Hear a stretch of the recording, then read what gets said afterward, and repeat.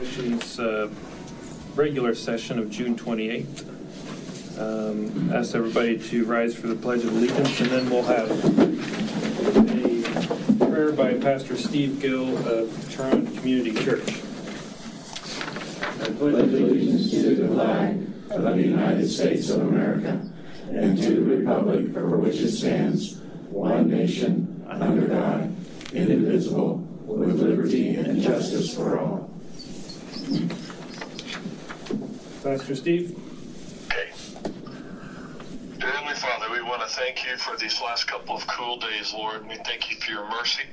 And Lord, today as this group comes together, I pray for your presence to be upon them, your wisdom and your knowledge that you bestow to each one of them as they put together and examine what they can do to maintain the quality of life for us in Reno County as well as their friends and neighbors. Lord, again, we just thank you for your presence here and guide them, Lord. Give them your wisdom as only you can and help them do your will. We ask these things in Jesus' name. Amen. Amen. Thank you, Pastor. Thank you.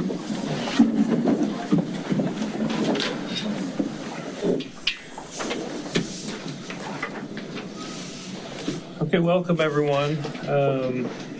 First on the agenda today, we have a update from the American Red Cross.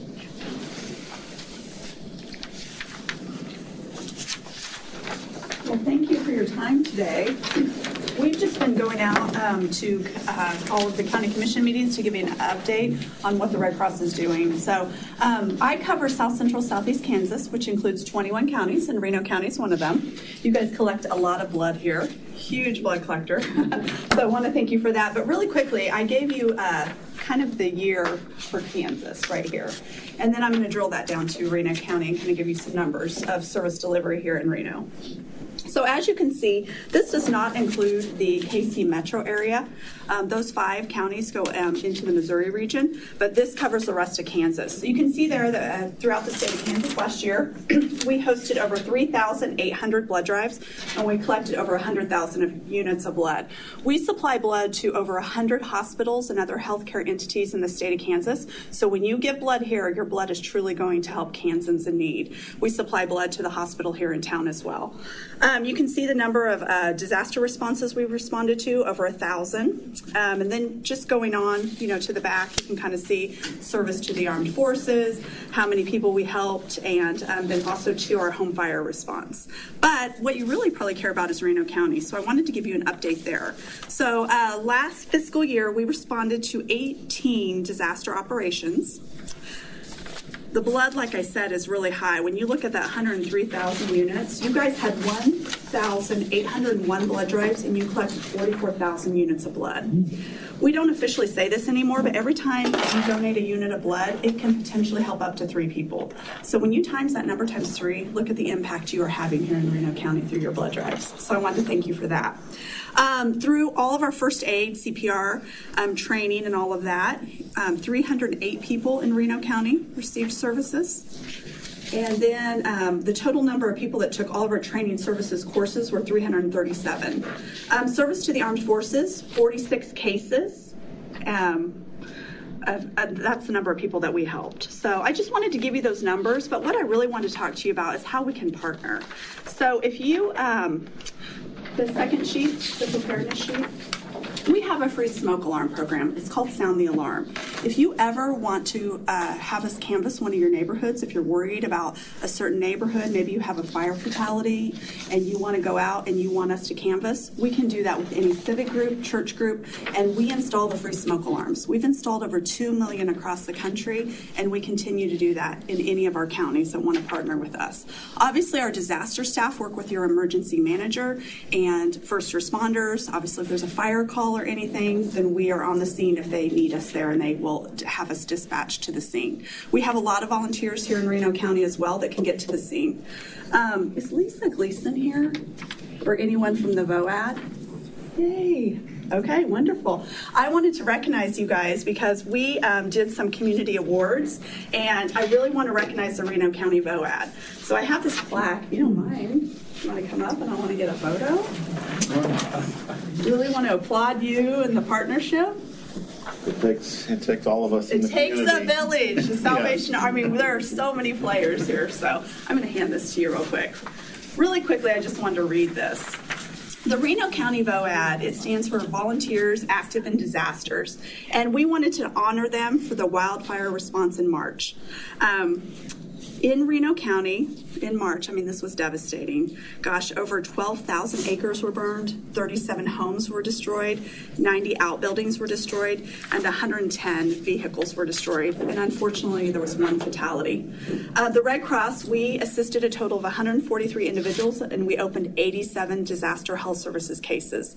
So we want to thank the VOAD for their partnership and all you do for the community. So thank you so much. Thank you. Can you take a photo? Hang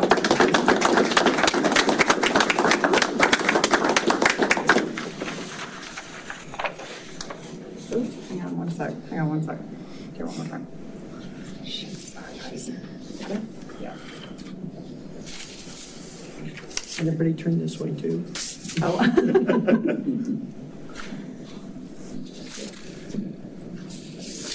Thank you.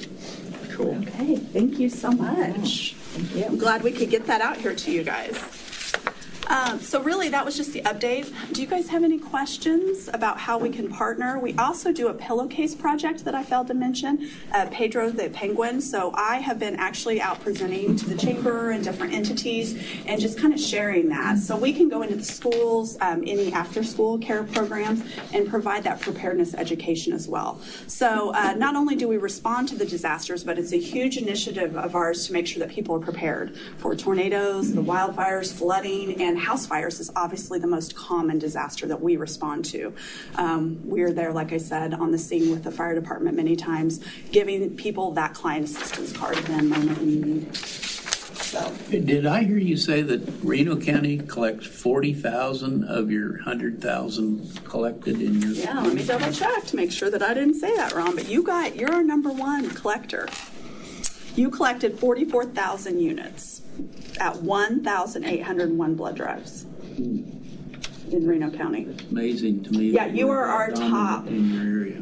And what your churches do is every 56 days they rotate. And then you also have drives at the hospital. I mean, a lot of your corporations here in town.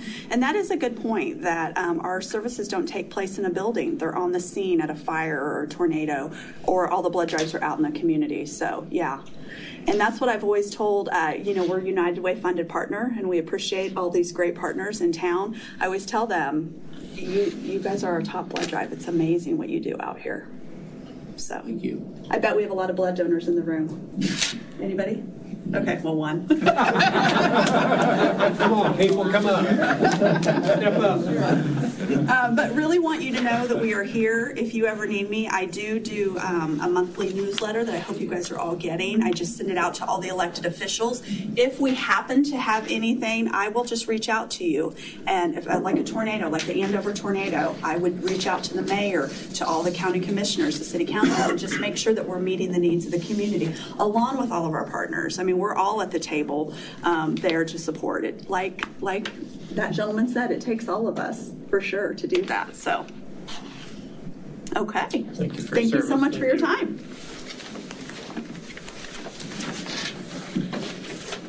Okay, item 4 is public comment that's not on the agenda today. Anyone here for that?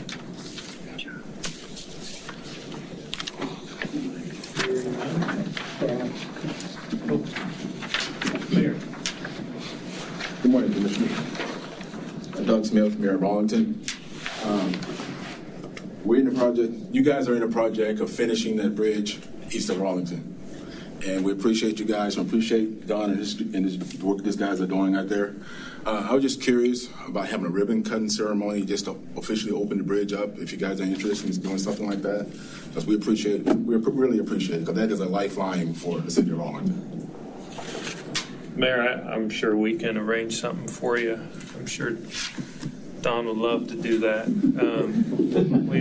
We did that on another bridge on 43rd, something like that. It wasn't a ribbon cutting. It was we had the first school bus over it, but it was still a good deal. I'm sure we can sort something out for you. I appreciate it. Thank you. Thank you, Mayor. Anyone else? Okay. Commissioners, any items to add to the agenda? No. I would, if it's okay, I think 7B and 7C are going to be pretty quick items. I'd like to move those in front of 7A. That's all right. Good idea. All right. Okay. Thank you. So item 6 is the consent agenda. Does the commission have any questions on that?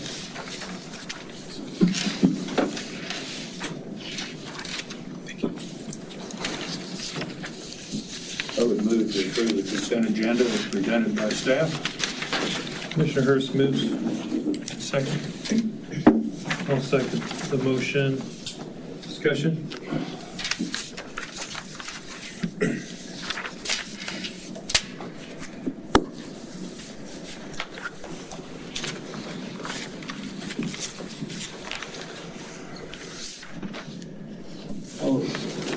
Chairman, I did have a question. I'm not sure that there's anybody here that can answer it, but Randy, I'll address you on this. On 6H, when we get the concrete crushed at the landfill, I remember, is that used at the landfill or is that sold? A good amount of it's used at the landfill. Okay. So we pay to crush it and then we use it at the landfill, Yes. most of it. Okay, thank you.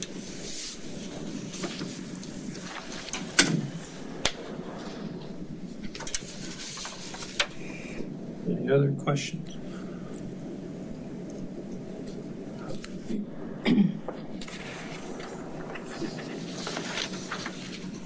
Anything you don't want on this consent agenda?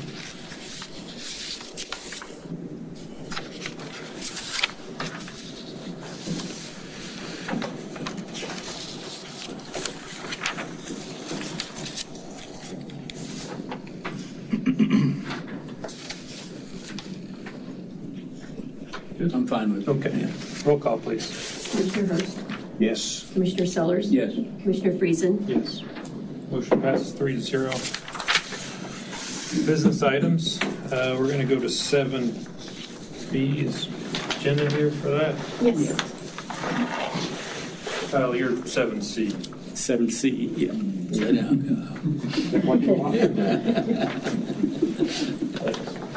Jennifer? Good morning. Jenna Fager, Deputy County Clerk. What we have here is the resolution. We did pass this this January, but due to the redistricting, we've moved some boundary lines with the House districts, and so that created some new precincts, split some precincts up. So this resolution has been updated to reflect those changes. There's about 15 new precincts now. Wow. So does that mean there's going to be 15 new precinct persons? Okay. I guess there'd be 30 then, right? For the Republican, well, yeah, committee men, committee women. Okay. Questions for Jenna? I have none. Commissioner Sellers, you good? Nope. Okay. Is there a motion to approve the resolution? I would move that you approve the resolution dividing Reno County into commission districts pursuant to KSA 19-204. Mr. Sellers moves. Second. Second by Hurst. Discussion. Roll call, please. Commissioner Hurst, Yes. Commissioner Sellers, Yes. Commissioner Friesen. Yes. That's 3-0. Okay, Kyle, sorry. Sometimes I don't, Commissioner Hurst has accused me of not speaking loud enough before, so. Some of us are a little older, hard of hearing, and been on a tractor way too long. Do any of you need copies of my report? I think we got them right here.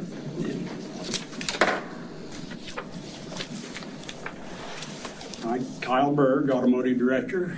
For my report, I've included information about the vehicles to be replaced this year, just for your information.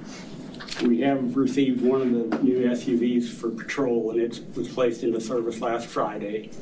We're still waiting for 8 more vehicles and we're unsure of when they will arrive. Due to supply chain issues, many manufacturers have made production cuts and fleet orders have taken a backseat to consumer orders. This has made it very difficult for fleets everywhere to get replacement vehicles.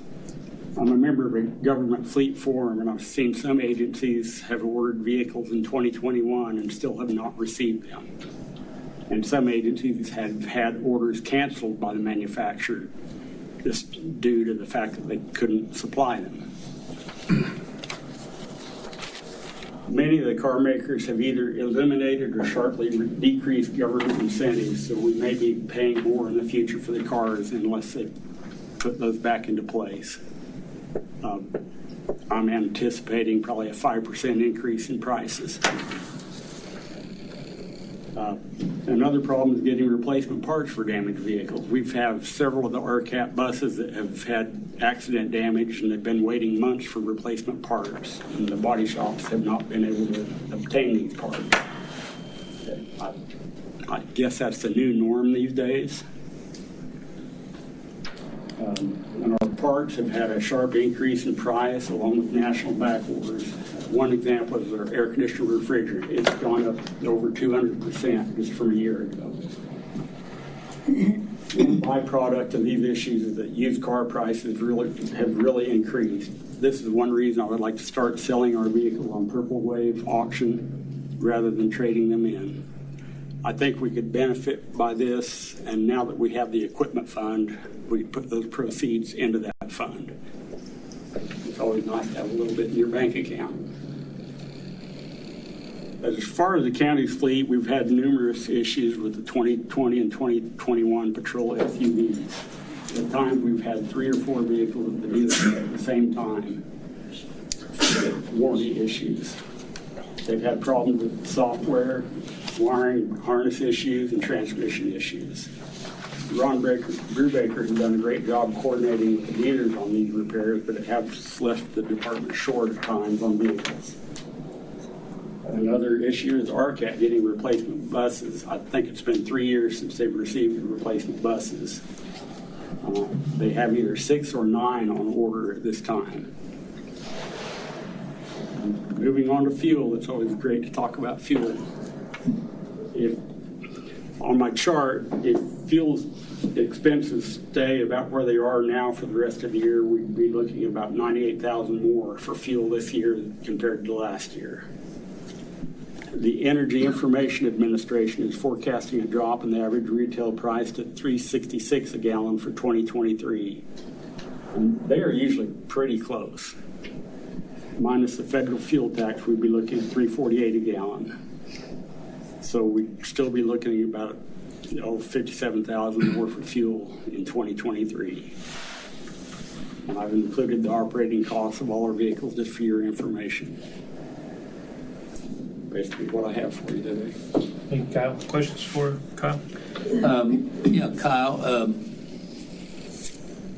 or Randy or the sheriff, we buy fuel from many different sources, including retail locations. What I'm reporting is the WEX fuel card users, and this does not include RCAT, solid waste, or public works.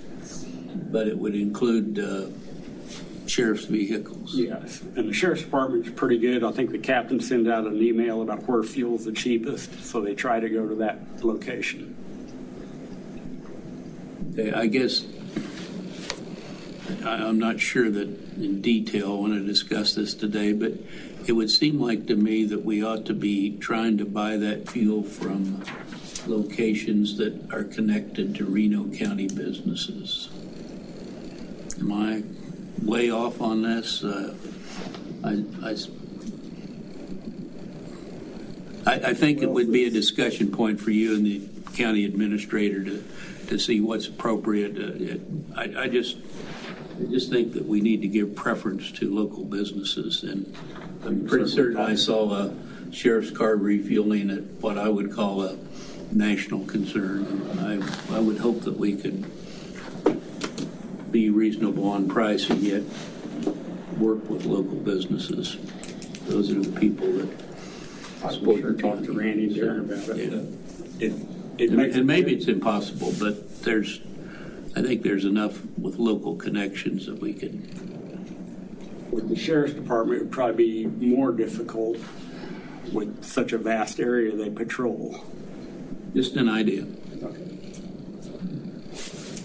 Mr. Hurst? Yesterday, we heard about some things regarding fleet and other purchases that some of these corporations are putting a deadline, a short term to make your order, and then with a deadline, and that's it for the year. We have seen that, and that's part of the reason we started this equipment fund, because we are seeing, in some cases, you only have a month-long order bank for, let's say, 2022, and it's for vehicles in 2023, which makes it difficult for counties with the cash basis. So you pretty much have to be ready to place your order when they open the order banks. And they expect this to continue into 2024. Hopefully things will return to normal. I was just curious about that when I heard that regarding that. I mean, in some cases, they've closed the order bank on a certain vehicle, so we've gone another route, then they opened it back up for a month, then they closed it again. So it's a great time to be in fleet management. How is the we made a concerted effort to go to the hybrid for the sheriff's department. How is that working out? I'm sure it saves fuel, especially when it gets to the price it is now. Are you seeing any more specific problems with those than you did before with the others, or is it just a case? We've just had one issue. Well, one of Darren's 2020s has been at a dealership for probably 5 months. And it started out as one little sensor, then they got Ford engineers involved. They replaced wiring harnesses, then it went to Wichita. They replaced the hybrid drive. Now they're leaning towards replacing the transmission. So it's terrible when you have a vehicle in the dealership for that long. I think I've heard that from individuals also. But other than that, I mean, the hybrid has been doing well. It really saves fuel, especially if idle. You know, they shut the engine off. I think the captain has sent out an email to decrease idle time. I'm just anything curious. We can do to save fuels. In the future, we're going to be going more towards more fuel-efficient vehicles. I don't think we're going to have a choice in that matter. But. I know that's one of the reasons why we considered doing that was fuel cost when it was 3.5, much less the 4.5 that it is today. And yes. I would think if you look into getting what Commissioner Sellers brought up, that there might be some way to look at volume discounts. And I know when I last put a study together for the hybrids versus the non-hybrids, I think the fuel price was, if I remember right, about $1.93 at that time, and the hybrids would save a little over $3,000 per year. It's a lot more now. Yeah. Okay. Thank you, Kyle. Appreciate it. Mr. Chairman, I'd like to thank Kyle for his reports. We have many good directors in the county. We have some county commission candidates visiting us at this meeting, learning about the county business and so forth. And every time Kyle reports, it's very good information and very concise, and I appreciate the work you do for the county. I agree. Thank you. Okay, back to 7A. Randy, you want to kick this off? Sure. This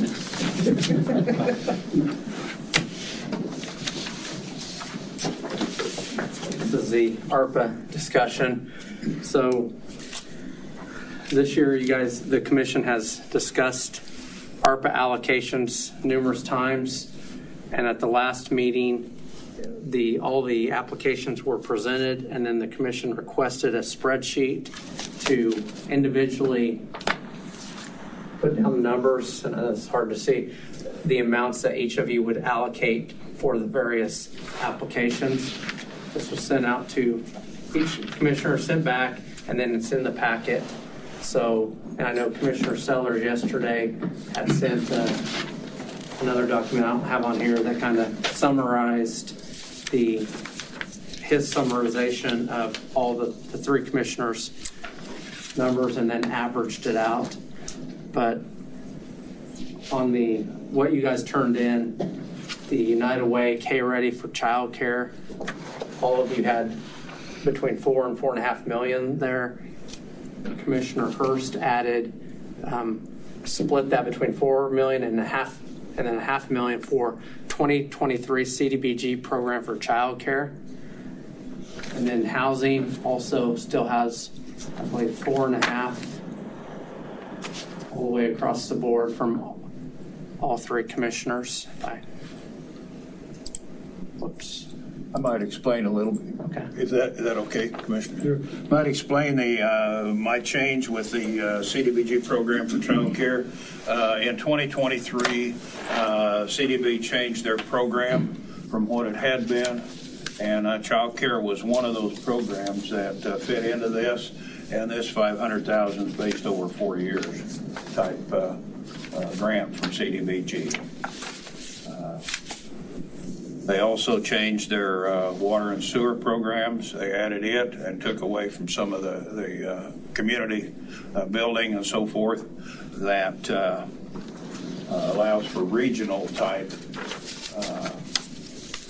programs, and that's not quite true. All of these haven't been established 100% in a written document. But that's the intent right now, in the direction that the CDB program is headed.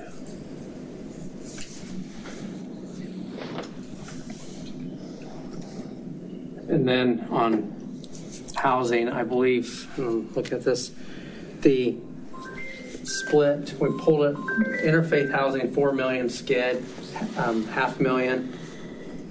Commissioner Sellers had just left the 4 million for interfaith and pulled the SCED money. And Commissioner Sellers, I didn't know if you wanted to explain that on here or. Well, obviously, each of us have different things on our spreadsheet, and what we need to do is to agree towards the middle on these things. And so, what I sent out yesterday that I think Commissioner Hurst got, but I don't believe Commissioner Friesen got, was, did you get a copy of it? Is trying to, where I didn't put the 500,000 in, the other two did. That's a majority, so I'm good with moving in that direction. I've always felt the best commissioner is one that is willing to move towards the middle. So that's where my spreadsheet comes about. And then all of the commissioners kept the 1.2 million for Chamber of Commerce. This was originally industrial development pre-approved. And then a reminder, everything that's highlighted in yellow was already pre-approved in some format, or was the original list of allocations. And then on City of Hutchinson Fire Department, the brush trucks, that 440,000, that's the other one. Commissioner Friesen, I think he cut it in half, maybe using money from a different county fund, which would save.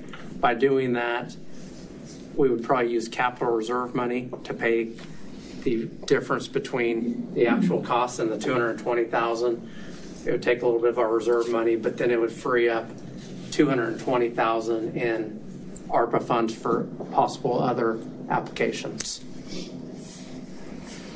The rest of the items are kind of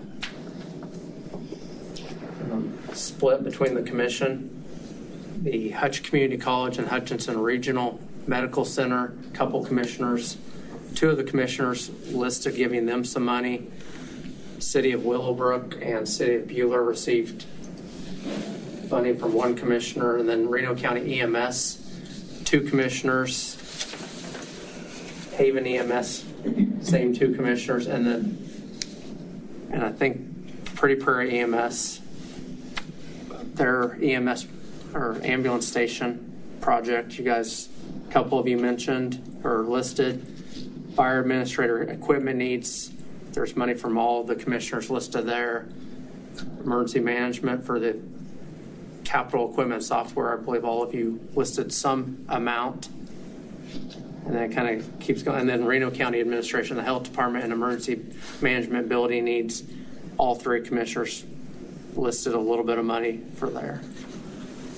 That's kind of a quick overview, but today I would recommend the commission take time to discuss and maybe finalize or get close to at least certain buckets, finalize maybe the child care, housing, and Hutchinson Fire Department and the industrial development. Finalize those, so the other smaller ones, if you want to.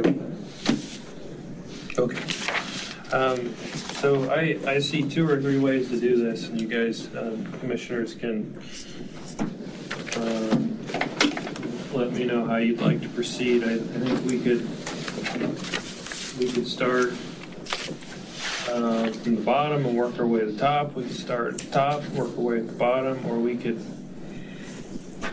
give Randy some more feedback and make him make some more decisions on it. So you want to roll up your sleeves today and get this done? Yeah, I'd like to get as far as we can. Okay. But obviously, You like it's going to take some compromise. Would you like to start at the top and take some bigger chunks off the table? You're the chairman. How's that? Well, I'm trying to be a good commissioner, as Commissioner Sellers said, find compromise. It makes sense to me to just, we've talked about the bigger items enough to take those off the table. I would agree. So, and Commissioner Sellers has done some of the legwork here. It looks like I'm the outlier on child care, a little higher. That was kind of based on the focus that came out of the... I'll comment about mine. Okay. Could you explain that? Because I'm not very familiar with that program that you're talking about. The Community Block Development Yes. Program. Mm-hmm. We've got an expert here that can talk about that and add anything else more than I can. But the CDBG has been a program that's been available. If I say something wrong, Mark or Julie, correct me. But it's been a program that is competitive in basis, that it's usually competitive based upon how much money that a local community will put in, and it covers many things. It's covered water, sewer, any infrastructure program, plus community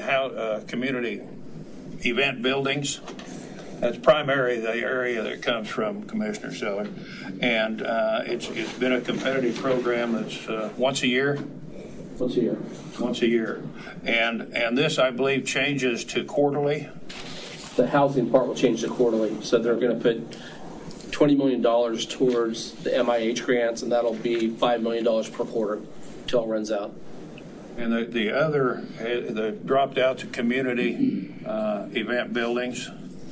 They did, although they do have money in there for child care. So nonprofit child care, they've been allocated funds for that. So there is some ways to utilize those funds as well. And that's been a new program added to it.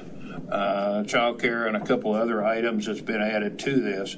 And so my basis for that was to use the $4.5 million for child care, but to also have that some of that funds being taken, given $4 million, with the idea that they could get grant money for the next 4 years out of the child care program offered through CDBG. Okay. Usually there's a 25% match, at least on CDBG, up to a 50% match. So the more you match to help the project go, the better chances you have of getting those projects. So they're all competitive, but the more you put towards it. So if you did want to use some of the ARPA money towards that grant. Want to come up and say that? Is that all right? So and I'm not an expert on, we have some folks that are experts, but so with the CDBG grants, they are competitive across the state of Kansas. But one of the ways that you win that competition is by allocating funds as a match. So normally it's at least 25%, but if you can go up to 50%. So as you've got some of these child care initiatives, especially if you do some stuff with the nonprofit, if you will commit some of those ARPA funds, say up to 50% of the project or between 25 and 50, gives you a much better chance of getting those, and then you can mirror those funds together. So it's a really nice program to take advantage of the CDBG grant to use some of its ARPA funds for that. So. Okay, but let me ask a question. If the two of you are looking at $4.5 million for child care in two different ways, if we were to give the $4.5 million to the United Way group, couldn't they, at their discretion, work with this CDBG group to allocate funds if they so desired to help in that? I'm not stating that very well, but one of the things about that is you do have to work through the city. So they could certainly work with the United Way, but also with the city of Hutch. But it is a city-generated event. So the city, yeah, And it can be a county. I don't believe so. I can get you more information, but I believe it has to be city. So it could be any incorporated city. Absolutely, yeah. And again, I'm not the expert. We do have some folks that are experts on that program that we've done several for Reno County. But yeah, that money could be allocated towards that, work through the city, and then you write the grant, and then get the administrative once it's done. But yeah, there are. I would be more interested. And again, I'm going to state this 20 times today in reasonable compromise. I'd be more interested in putting that bucket at $4.5 million to the United Way K-Ready group, and if they so desire to move some of this money in this direction, that would be their decision. So I think in this case, I would rather go with Daniel's $4.5 million than split it between the two. I don't have any problem with that. I just wanted to bring And I that think out. I would hope that they would consider all angles so it's used to the best of their ability. But that could increase the amount that they get. Good. To be able to program. So I think we agree at $4.5 million annual to United Way K-Ready. The only other comment I would have is I still would very much appreciate a collaborative effort with the city of Hutch and any other entities that are working on this. And to the extent our money is one pot that has a single focus or a single funnel. But I agree. I think Commissioner Hurst, you can work with the United Way and try to convince them the CDBG program is worth that, and it sounds like a great program to leverage funding. So since this is a large amount, what we could do is approve disbursement of $4.5 million to the United Way pending a grant agreement to be approved and provided back to us by county staff. Does that sound good? I would make that motion if you guys want to do that on a line-by-line item just to get stuff out of the way. Well, I would second that.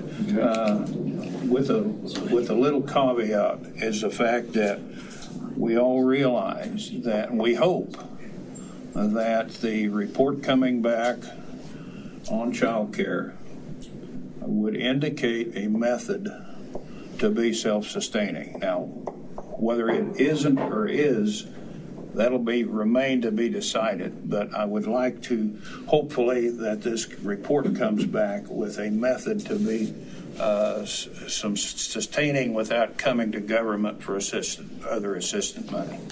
Yeah, I think we're in agreement on that. And again, I'd love to see matching funds and collaboration. I overheard staff talking like maybe they want us to just do like consensus and then do a single resolution next time. I thought I had and I haven't talked to Randy before this, but I think I don't want to slow down your guys' momentum in making these decisions, so perhaps you'll just vote as you go through, and then at a subsequent meeting, we'll have a master document that says what all you guys have approved. So there's a motion on the table. Let me make sure Commissioner Hurst consents to the second to approve a $4.5 million allocation to the United Way, subject to county staff review and negotiation of a grant agreement, with the caveats that the commission wishes that it.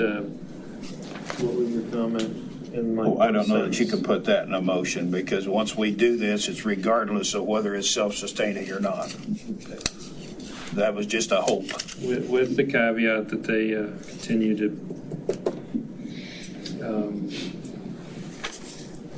okay, I'll just leave the caveat out. Do you have the motion? Been a lot of time and effort and a lot of input from people. Donna, did you get that in a... I just have moved to give $4.5 million to the United Way, subject to county staff review of the grant agreement. And then I think that grant agreement will come back to us, right? Okay.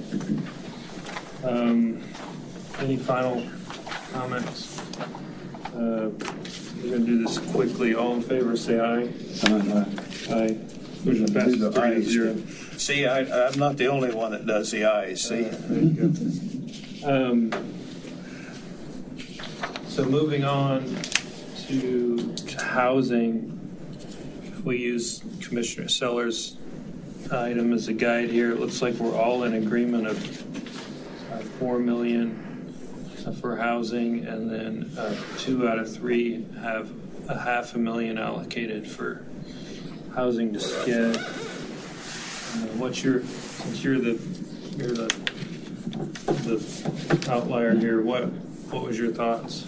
Yeah, I don't have a problem of doing the $500,000.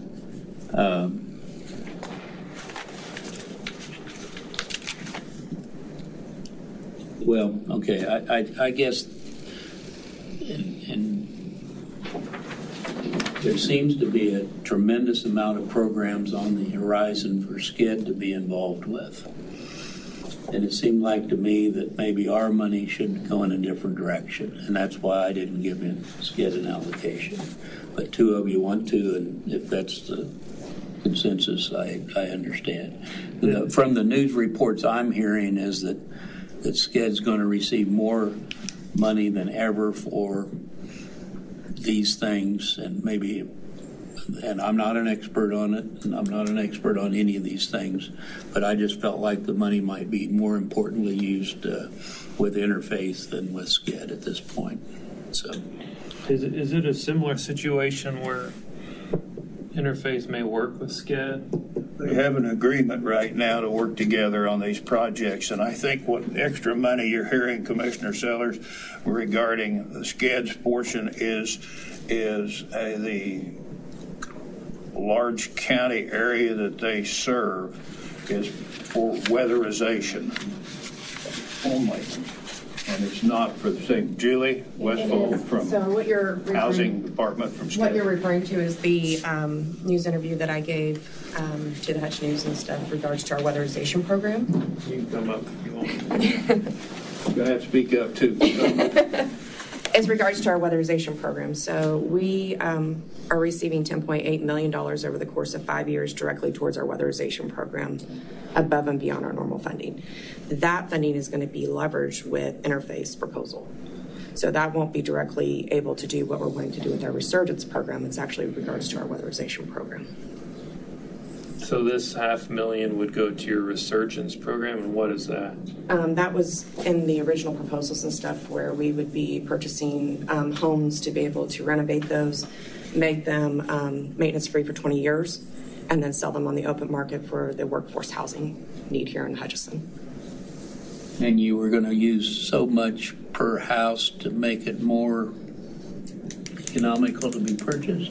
We were. I mean, we're going to use our expertise with our inspectors and stuff, but we're also going to do a $5,000 down payment assistance with that program as well, utilizing these funds. Well, I mean, this is tough because I don't want to put you on the spot here.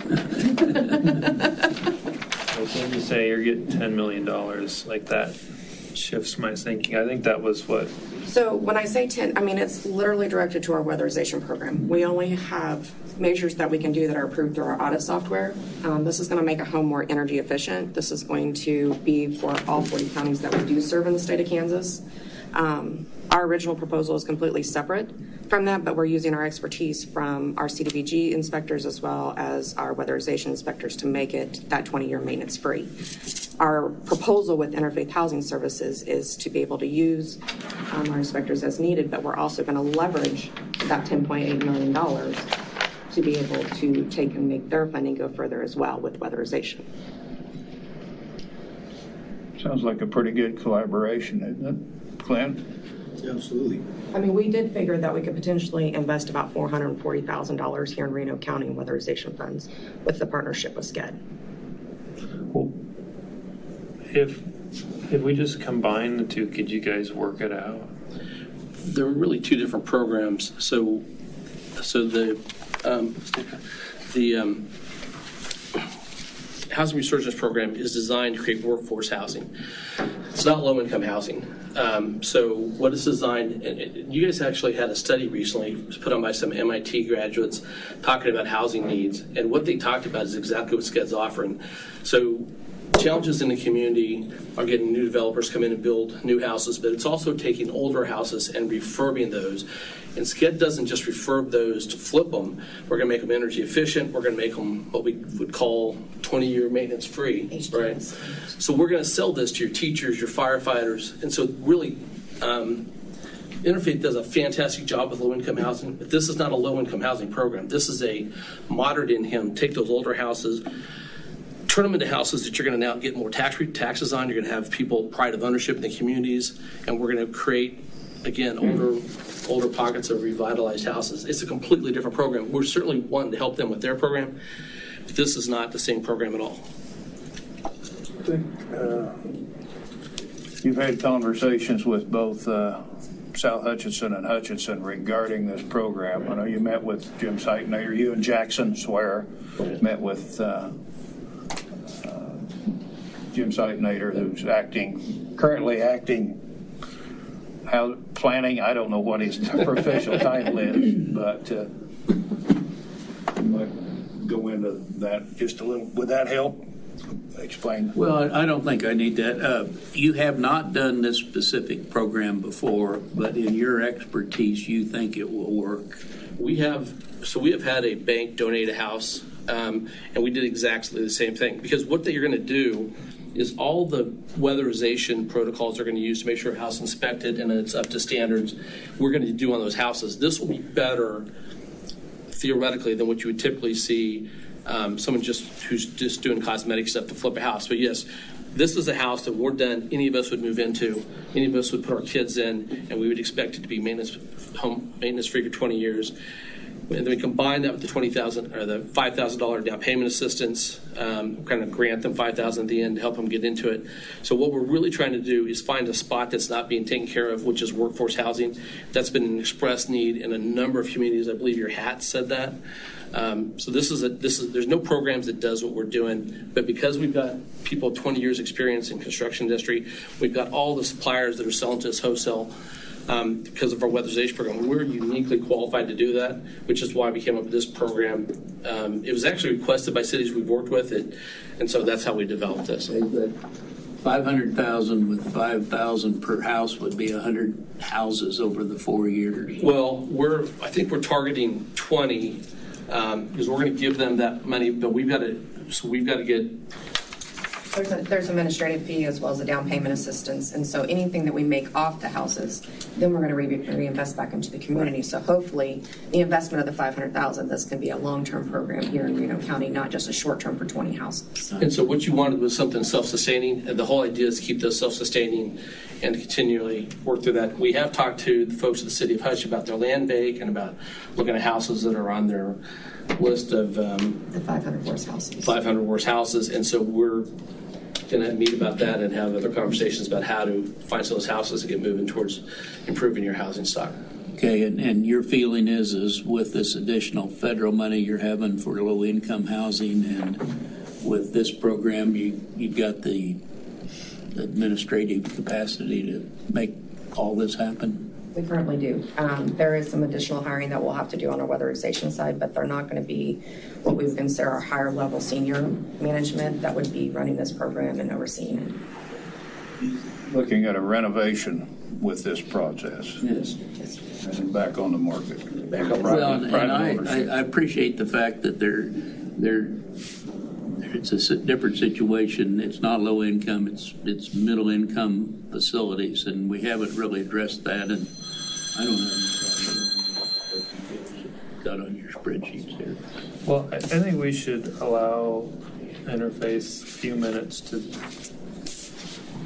talk on their behalf, because we keep talking about what their program is. So, Clint?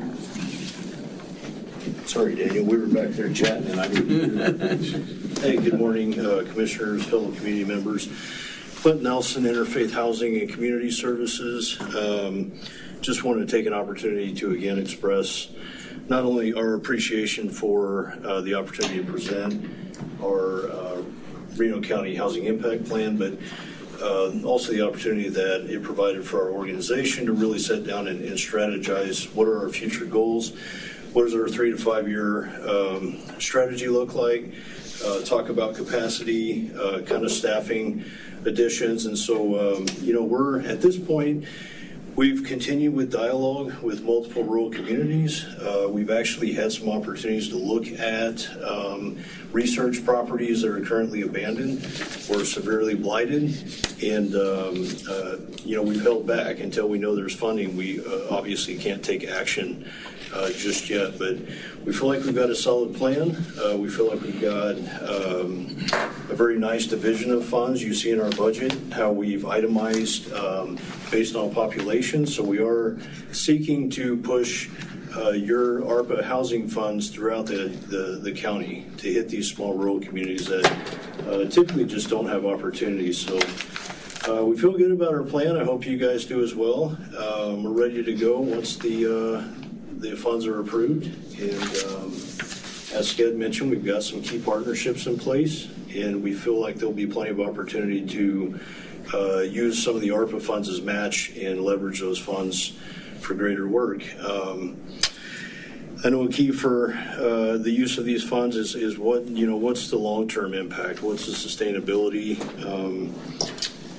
Absolutely, we're seeking to not only identify and resolve current housing and neighborhood needs, but to strengthen these communities to have their own housing resource, for the long term, as well as building that relationship between interfaith and the local communities. So we're there and available to them in the future.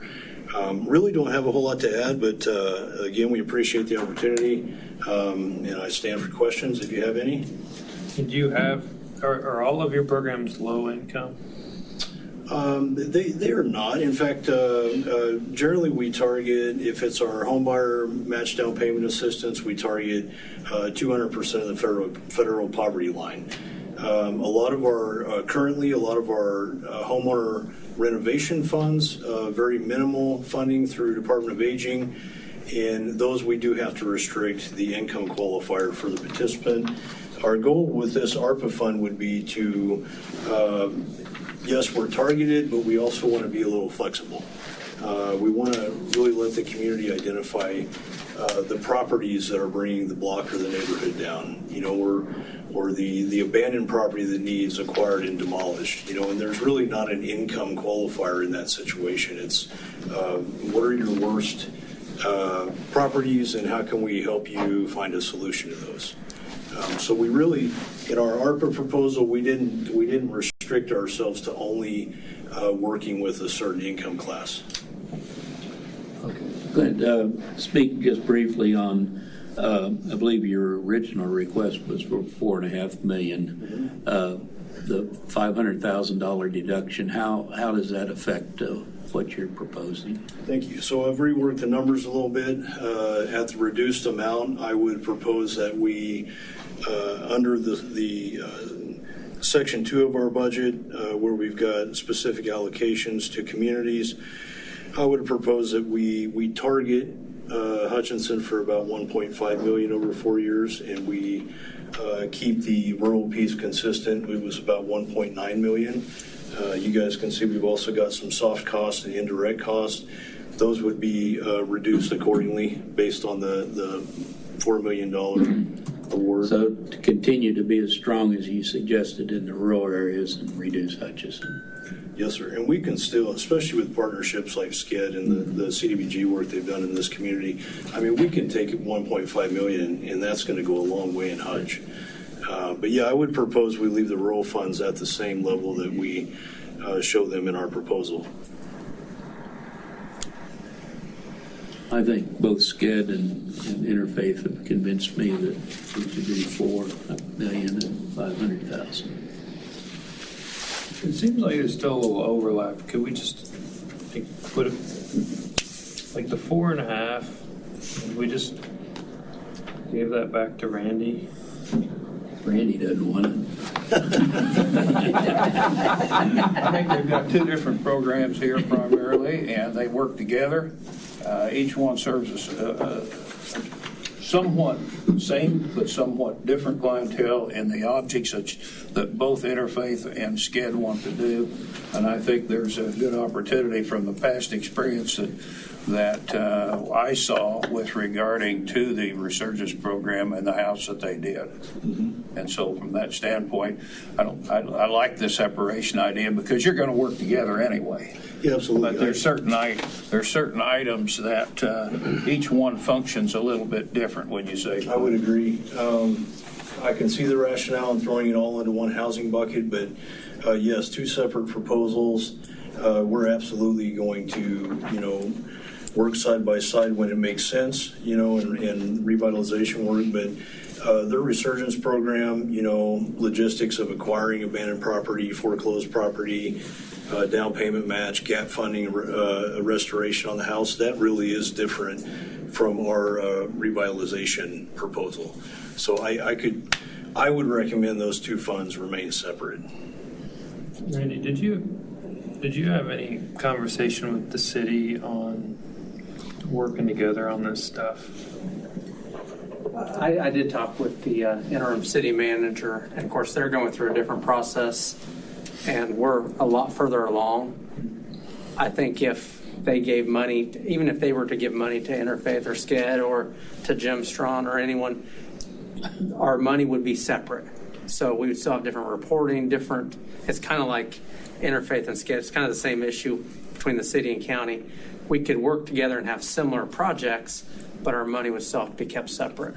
That doesn't make any sense to me. It's for reporting, because the reports that they would have to give us may be identical, but it would be for our pot of money and the city's pot of money, because we're both independently responsible to the U.S. Treasury. You're going to give them double the overhead. That doesn't make any sense to me. That's what you call the man with the gold makes the rules. Unfortunately, that's the way it is. But when the county's responsible for county money, city's responsible for city money, either they can go work together to utilize those funds, we still have to have accounting. Yeah. I think the city's willing to work with us. It's just, all we do separate. is get together and say we're going to do the same thing and the same reporting, and they provide one report to both agencies. It's not that difficult. I don't know why we have to do two separate programs if it's the same exact priority. I don't know what the city's programs are, and I Just think have to they're. work together. Like, I you can have go continue to talk to Gary them. and say, we want to work together. We could work with them. I'm just also going to mention, I don't know, they may be 6 months out before they make decisions. I don't know the city's schedule. Well, I'm not going to fund chickens.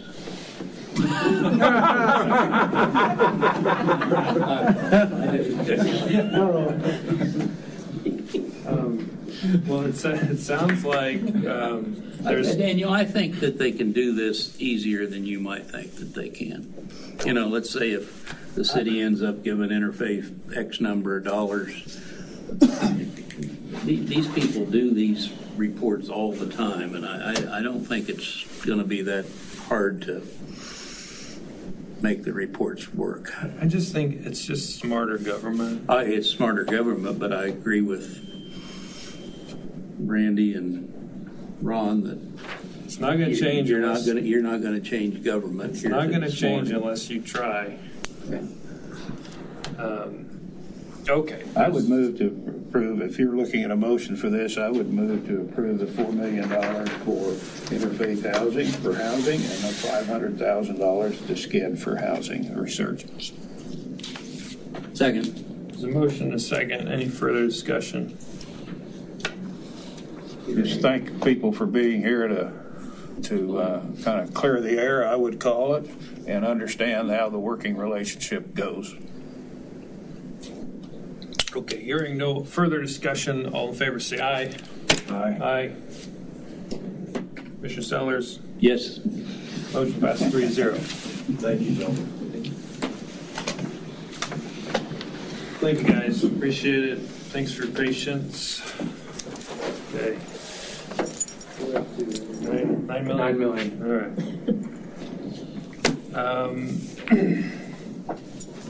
Moving on. I wanted to make just a couple comments. I think all of these items had merit, and just because an item didn't have a number by one of our names doesn't mean we didn't think it was a valuable effort. We just had to make a decision somewhere. So. Thanks for that comment, because I fully agree. I didn't see any padding anywhere. I just thought excellent, not only just the dollar figure you see, but also the reasoning and written reason behind it when you say, Commissioner. Yeah, I agree. And I think we all three commissioners tried to make some notations in our decision making to help the public understand where we're coming from. It looks like the next item, we have 3-0 consensus on $1.2 million for industrial development through the Chamber of Commerce. Hey, as you'll recall, they came to us kind of on an emergency basis and wanted to use that for a grant, which they didn't get. But that, from what I understand, that park is maybe going to happen. And I would like to continue to allocate our $1.2 million subject to that park happening. Since it's not a grant for industrial development to the chamber, it's a grant subject to that park being developed. And that was our original understanding. Assist utilities, if I remember right, wouldn't it, to help it happen? So this is a specific grant that would only be awarded if that were to, and they couldn't repurpose it. That's my preference at this point, because we've still got the money that is in economic development reserves, plus we have a budget for economic development this year, which is a substantial that can be used towards economic development work. So I think, to me, this one should be specific. And Randy, what is the final date that we have to have this allocated? Isn't it the end of 2024? 2024 is when it has to be allocated. 2026 is when it has to be spent. Okay, so we have a little bit of time on this, so I could go along with that. And if they have something better, they can always come back, right? Okay, so I would second Commissioner Sellers' motion. okay, is that a motion? Sure. Okay.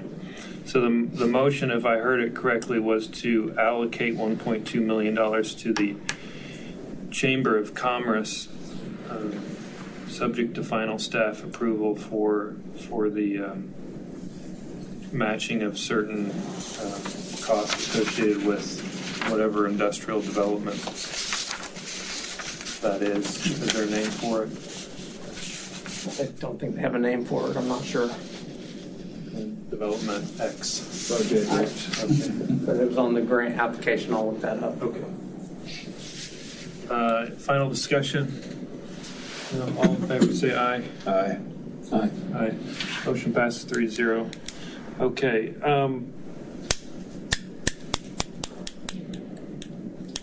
It looks like the next area of discussion is the HCC and Hutchinson Regional Medical Center Collaborative for an expanded nursing program. I want to comment about Chamber of Commerce, Industrial Development. They asked $800,000, and you all put zero, and I put $150,000, and I have no problem going zero. I would like to just explain why I put the $150,000 in, if that's okay. Sure. That $150,000 I put in because I felt that maybe that money could be used to have the chamber go out and present at different conventions appropriate with what assets we have here, instead of waiting for Department of Commerce to come in and present us with an idea. And so I think since we have this money set aside in the economic development program, that money could be used for that, couldn't it? Okay, so I would happily go along with you, okay? Thank you, Commissioner Hurst. Commissioner Hurst, you're the outlier on this one, and I have no problem with that, of agreeing that we would not put any funding into the second Chamber of Commerce Industrial Development request of $800,000. Okay? Yep, thank you, and I apologize. I was moving on. That's okay. You're the outlier again on the nursing program. So Commissioner Sellers had proposed a split the difference between myself and him, but you're at zero right now. Would you consider $200,000 for that program? Yeah, I'll tell you my thoughts on that. That's one of those things that I felt that if any entity is looking at something, that they should be planning ahead for that. And I didn't feel that it was the county's portion to come in and do and put money in a facility when HCC could be doing that in their long-range plans. And Commissioner Sellers, you know more about the HCC program, but I do have heard that they had a lot of money out of the first COVID, and they had to search for places to spend that money. And so from that standpoint, that's what I was looking at, is I just felt that was maybe not, while it is an asset to have training facilities, that I just felt that shouldn't be our part as a county. And tell me otherwise. Well, I respect your thoughts, but I think both of those are partners to total community of Reno County, and I think that it'd be wise to. This is not helping them in a great way; it's helping them in a small way, and I think that the suggestion of $200,000 is a minor way of helping us get back on track on nursing, because it's known that the next few years we're going to be short, and I'm getting to the age that I need a nurse. Well, I think I would agree with you both. I think your point, Commissioner Hurst, is generally a good one, but I think it has been made clear to us that we have a shortage of nurses especially, and to leverage the resources we have here locally with the community college makes some sense to me. So it sounds like you might be in the minority on this one. I can go along with you. I Okay. think we have to have some of this get together, even though I grudgingly will go along with this. Okay? Well, what I'm doing here, since these are smaller items, I'm going to start a tally, and we're not going to vote on every one at this point. But I'm going to put down 200 for that. And so, ACC is quite an asset, and they have nurses training here. I know several nurses who went through training. So, okay. The next two are just me, and I'll tell you what I thought on this, and it's actually in my. It's in your district. Yeah, well, that's one thing. Thanks for bluntly pointing that out. I did for communities that made a request, I went and looked at what their percentage of population was and allocated that back to them as an opportunity. And so Willowbrook, based on their population, would only be eligible for 15,000. So that's what I put in there. City of Buhler would actually be eligible for 240,000 based on a population allocation. So I allocated their entire request. So that. So I gave a little weight to communities that asked for funding based on their population. The individual communities did receive COVID money, I believe. That's true. We are definitely spending some of this money in the city of Hutch. And the counter argument to your point is that every city pays county tax dollars too. Make it. I understand what you did in your spreadsheet, but I think to me the thought process of being in a agreeable moderation today, that we ought to pass on those two, because Ron or I didn't have any allocation there. Well, I'm trying to convince you. Is there a small amount we could allocate to these, or you both goose eggs on this? well, my feeling was that here again, it was kind of like the HCC and Regional Medical Center, is the fact that planning ahead, user tax, while I would love to, I like Bueller's concept of partnering with this, but here again, we don't put any money down for any habits or funds, and so I just felt that we could use our funds elsewhere to make more of a difference. I just think it would be a good gesture to these communities if we do something. But well, your mayor has certainly informed me of that. Hearing zero. Are those the only two communities, or is there? There's Pretty Prairie, which I think both of you allocated. Pretty Prairie EMS. Yeah. EMS is different than sewer and water. So those are the three. I think so. I think Arlington was in here somewhere, wasn't it? The Arlington, yeah, the ambulance, but that's part of the hospital. Okay. But it is for Arlington.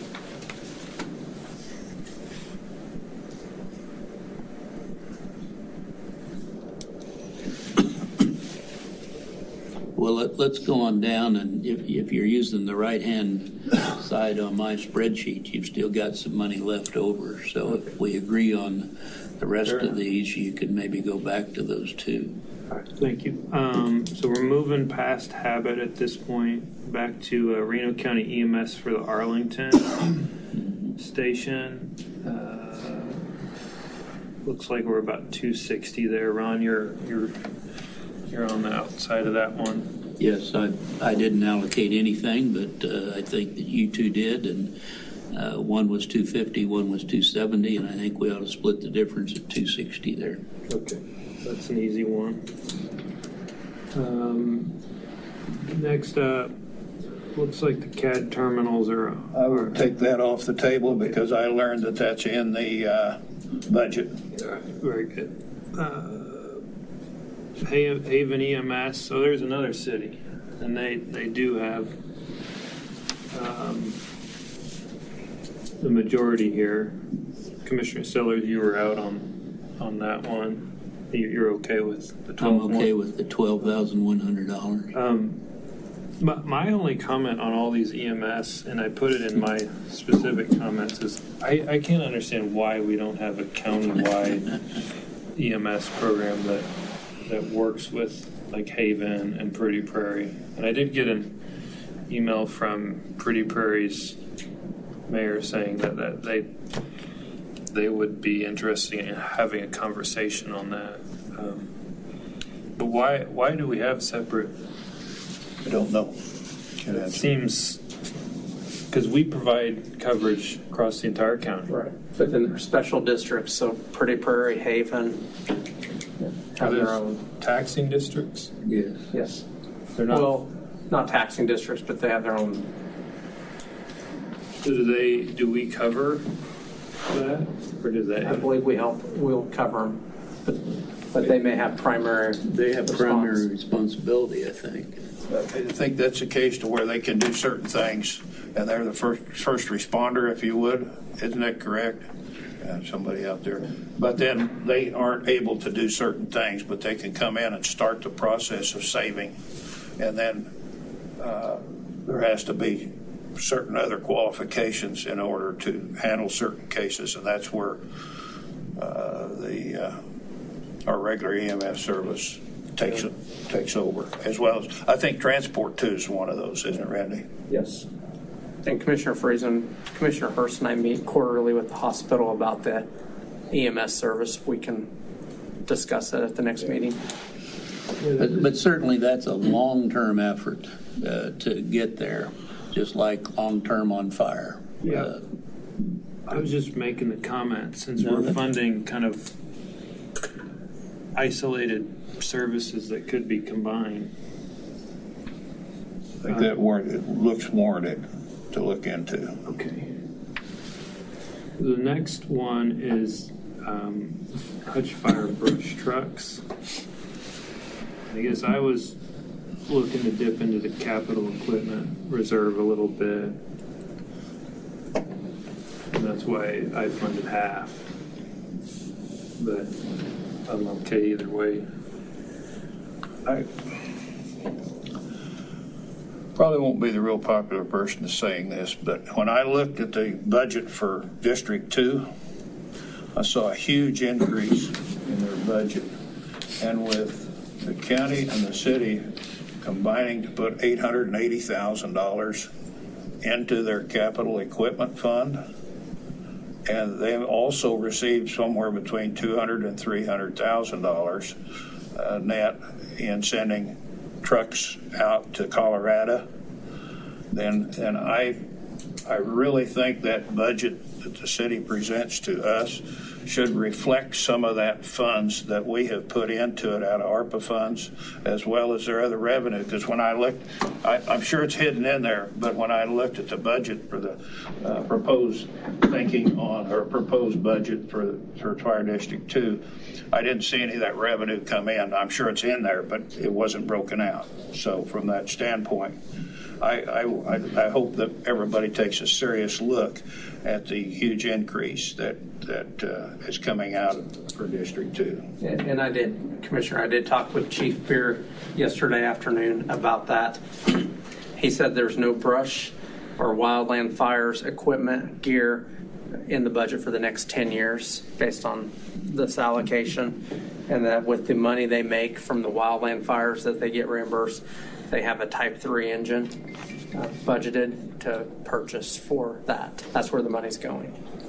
So just kind of a brief overview. So Type 3 is another brush truck, so I think. it may be one that they would send back out there to help when they have wildland fires. Well, we made this 440 investment months ago, Yes.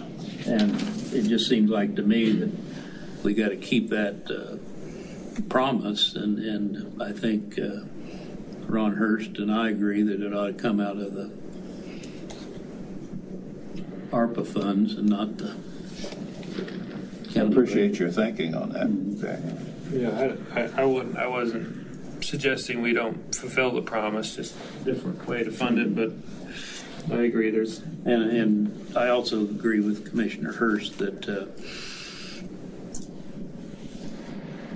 Reno County Fire needs to be watched by the city as far as their total budget, which we can't do. Okay, Pretty Prairie EMS is next. Commissioner Sellers, you didn't have anything, but are you good with the 37.5 you proposed? Yes. Okay. Yes. Do you want anything different there, or are you good, Commissioner Hurst? 37.5. Okay. Man, I'm glad you did all this legwork for us. Well, I knew if we didn't do it, we wouldn't get anywhere today. Good work. You've been on here longer than I have. And we could probably do both of these. The Reno County Emergency Management for both fire administrator equipment and capital equipment and software. Looks like the average of those three is 113,000. Yeah, and then 70 above that. Does that sound good to you, Commissioner Hurst? Yes. Okay. And then the Snap-on trucks. You didn't have anything on this one. Personally, I don't even know what that item is. Okay. Was that in the documents? It was in the documents from the sheriff. What is a Snap-on truck? And Kyle, do you know more on that? It's one of the Snap-on tool trucks. These would be Kenworths. I'd give you my opinion. No, don't get yourself in trouble. Here's what I heard the other day. Okay, and in conversation with the sheriff,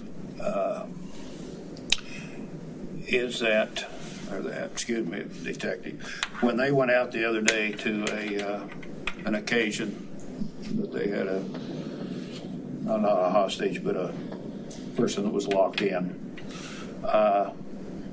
All their equipment they had to pull out of the Bearcat, sit on the side of the road so they could get in together and have that conversation together to try to work out how to get this person out safely, as well as protect the safety of the officers that were on call there.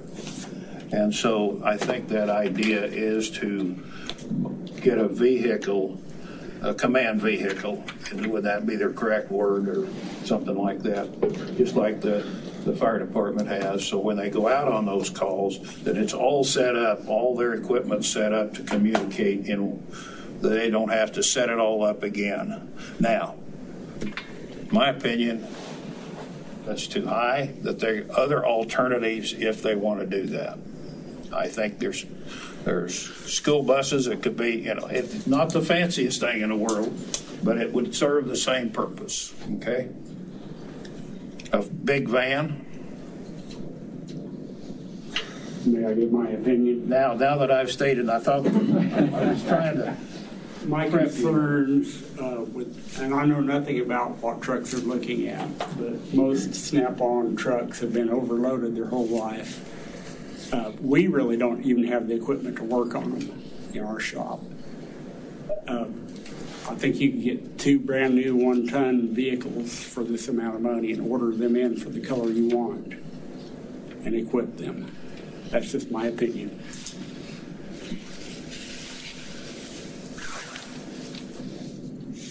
I've been so agreeable today, I think we ought to pass on this allocation. What if we just allocated some money to the sheriff's capital equipment fund? And then if you don't agree with the Snap-on trucks, work on convincing them otherwise. Their first allocation was for $155,000. Well, would you be agreeable to think about putting $50,000 in? Yeah. That would cover probably a vehicle plus the work to get it ready. Well, I don't want to be involved in what. I would like to just allocate the capital and. Well, it could be taken out of that. Okay. You want them to take it out of that and decide how that's done along with Randy? Yeah, and Kyle. And Kyle. Can we put 50 down? Mm-hmm. Okay. Pre-alert software. I voted no on that one, but there was two that voted for. Yeah. Okay. Noted.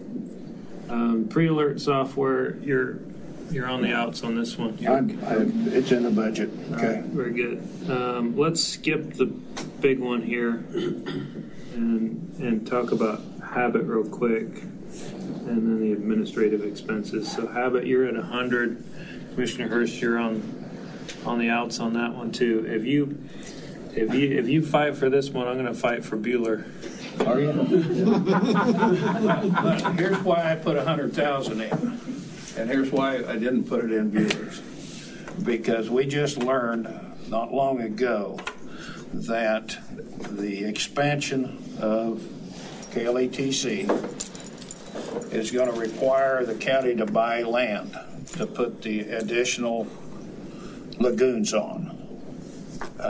And that's why I put the 100,000 in there. And also, and I know that's more than it's going to take to buy the land, better be, but there is also some miscellaneous expenses that's going to occur with regard to that. Now, that's why I put 100,000 in, and I can put smaller amount in, but and the difference between Bueller and here is the county is going to have to buy the land to put the lagoons on.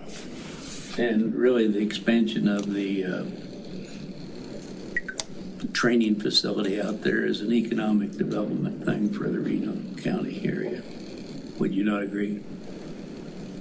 I mean, you don't know whether that's the same case for Bueller or not, but.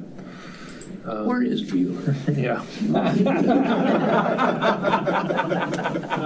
How about we do what we did with the other city infrastructure allocations and come back to it. Okay. So the last small item here is the administrative expenses. I am optimistic that we don't spend a lot on that. I think the other two commissioners were much less. I don't want to spend a bunch of money on administrative overhead for this. That's why I put 38,000, and we've got one at 250 and one at 125. The middle ground's 137, which I could get behind just to move along. Well, let's get behind it and move along. Very good.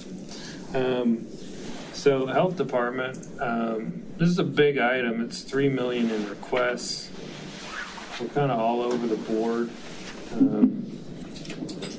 I noticed there was not an average on this, but it's probably around the $900,000 range if we averaged it. But I do have to admit, I went and toured the facility last week, and they're tucked in there like sardines. Yeah. This is something that the county's got to face here in the near future. And it seems like to me that we should use some of these funds to help that instead of and to decrease the long-term payment for a building. It'll have to be bonded. I think we got the money to go, at least the 750 that Daniel put down, or even $1 million. We've got the money left over to. So and also, you haven't spoken, the EMS or the emergency management, it's got to be improved, the situation for that department. And so those two departments, we've got to fund in some way, shape, or form. And the EMS building is not suitable. It's been getting by, but it's not suitable. Suitable for the long term. And just this past year has shown how important that department is to the county's safety. So if we put 750 in there, Randy, where are we at? You are about $240,000 over. Okay. Over 200. Well, it's because you just gave up on the last three there on your calculation. The county, I don't have us being over. My math's different than you didn't add in the health department. That's the big one. Oh, okay. Can we go down that, Randy, of what you have? Okay, sure. Can you pull that up here? Okay. Just for United Way, the child care, $4.5 million. Interfaith, $4 million. Skid, half $500,000. Chamber of Commerce, $1.2 million. Community College, $200,000. And then the EMS Arlington Station, $260,000. For Haven EMS, $12,100. City of Hutchinson's brush trucks, $440,000. Pretty Prairie EMS, $37,500. And then emergency management's fire administrator equipment needs $70,000. And then emergency management or the fire district capital equipment and software, $113,000. Sheriff's office for trucks, $50,000. Health department and emergency management building needs $750,000.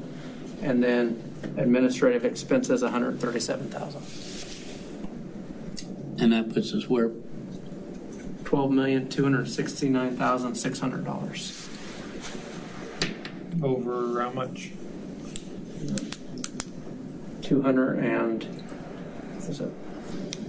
47 or $27,000. Let me. That's just looking at. Let me actually do the calculation.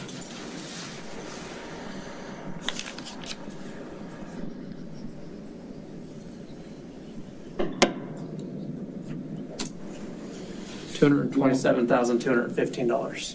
But frankly, we can, whatever we can allocate out of ARPA funds with regarding the health department, EM and EMS building needs, that's going to have to be bonded even if we give $750,000 to it, right? Yes. And so if we want to cut, the potential to cut anywhere, and I agree with you, other commissioners, that that's going to be a project that's going to have to be done. But that might be an area, since it'll be bonded anyway. And we've got it in there at 750. Yes. Well, why don't we take that difference out of that amount? We'll be balanced.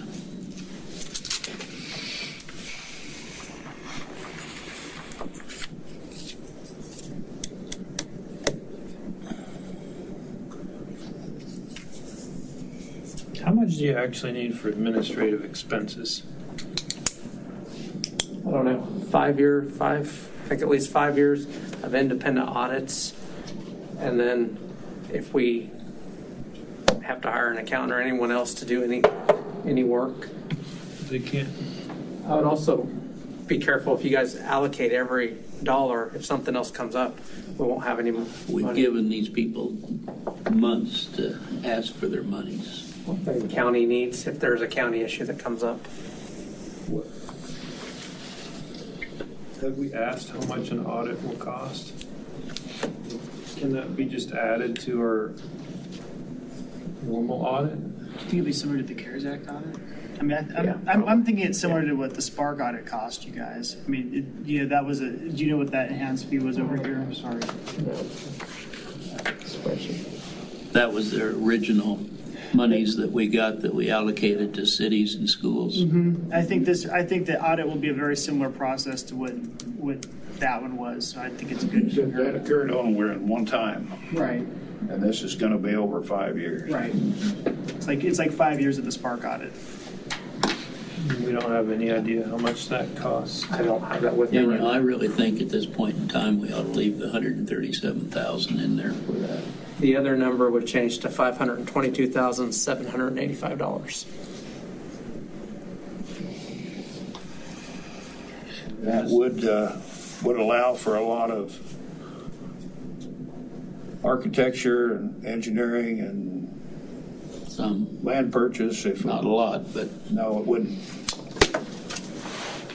And there's no. Go ahead.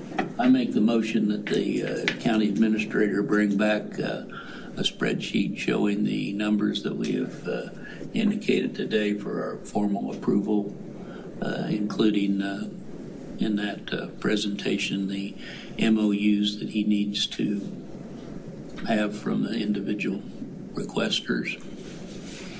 Okay, there's a motion? I'll Second by Hurst. Do you have a time period?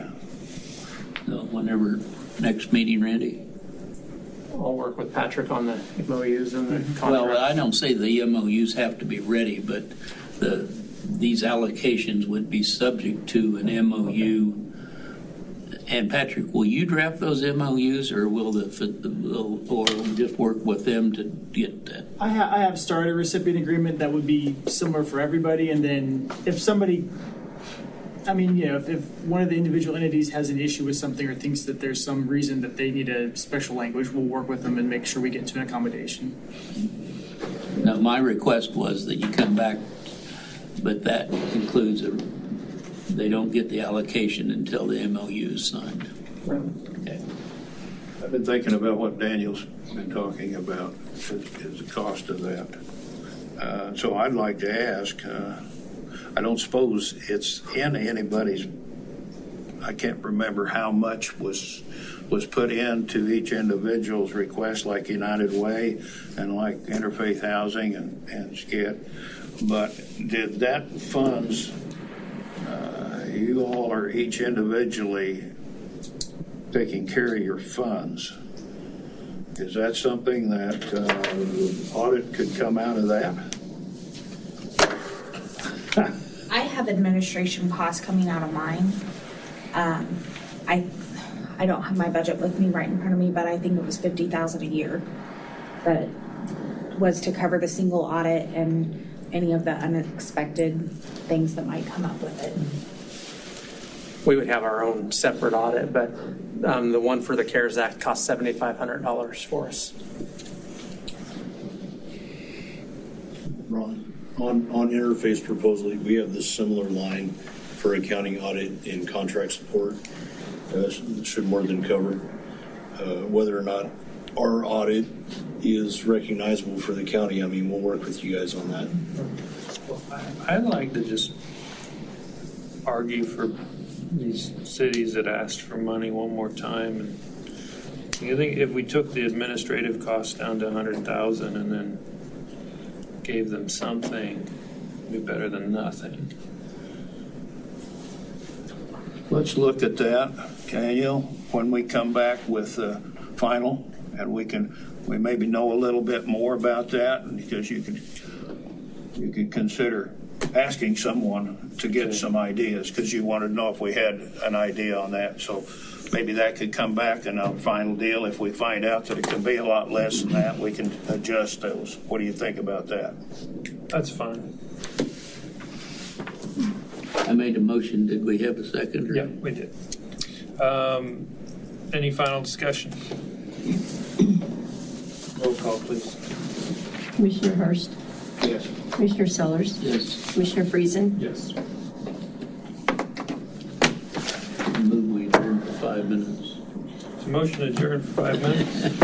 I would recess for 5 minutes. Okay, read.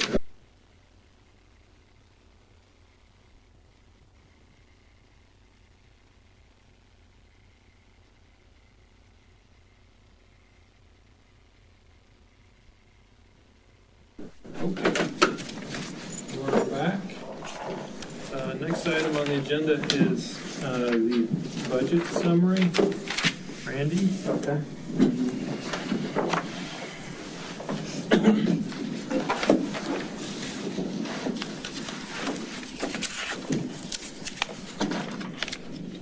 This item on the agenda is the 2023 budget summary for both the county budget and then the special districts. So there are two different documents. As a reminder that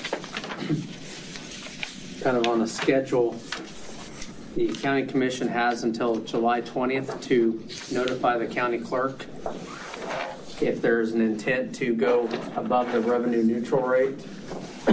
So at that time, by July 20th, the county clerk would need to know that we are going above, if we are going above the revenue neutral rate, and what that, I believe, and Donna, you need the maximum budget at that time. Would that be? I just need the maximum mill the levy? rate's going to be. So it'd kind of be like the old way of setting the maximum budget to get to that maximum mill levy rate by July 20th. And I did put in my summary about possibly, if you guys are not wanting to make a decision today to set the maximum, July 19th, have a special meeting the day before that. At that time, we could set the maximum and have the necessary resolution prepared to send to the county clerk. Attached are two budget summaries for the county's budget. The first one, based on discussion at the last meeting, to present you guys with my recommended budget for Reno County, and then an alternate one of what would need to be done to reach the revenue, or to go under the revenue neutral rate. So first, kind of the highlights for the 2023 budget that was recommended, which would have a very small decrease in the mill levy, which would go from the current at 39.498 mils to 39.475s. To get to that rate, there were cuts made in some of the cash. We looked at all the revenues to get those numbers from various funds. Grants, we didn't get all the numbers entered until the end of last week, is why you got the budget yesterday. The highlights are outside agency budget requests reflect an increase of $294,605. $114,000 of this is the EMS ambulance services, which is not really negotiable. I did put in there county personnel increases for wages, 1% for cost of living, which is lower than the cost of living because of inflation, but it's something, and then 2.5% for pay for performance. The total amount equals $634,739. For every percent of an increase in personnel cost, it's $181,354. So just kind of for reference. The 2022 or 2023 budget does not have any, the staffing level remains the same. There is one department that has a large increase, that's IT. That is because after the budget was adopted, or a position was approved by the commission, so it's an additional staff person, but now it's formally in the budget. It was covered by cash for 2022, the cash reserves. And then a position in the health department has transferred from the health department to the information technology department. That's the data analyst. Half of that will be paid for with grant money from the health department. The other half is in the general fund for information technology.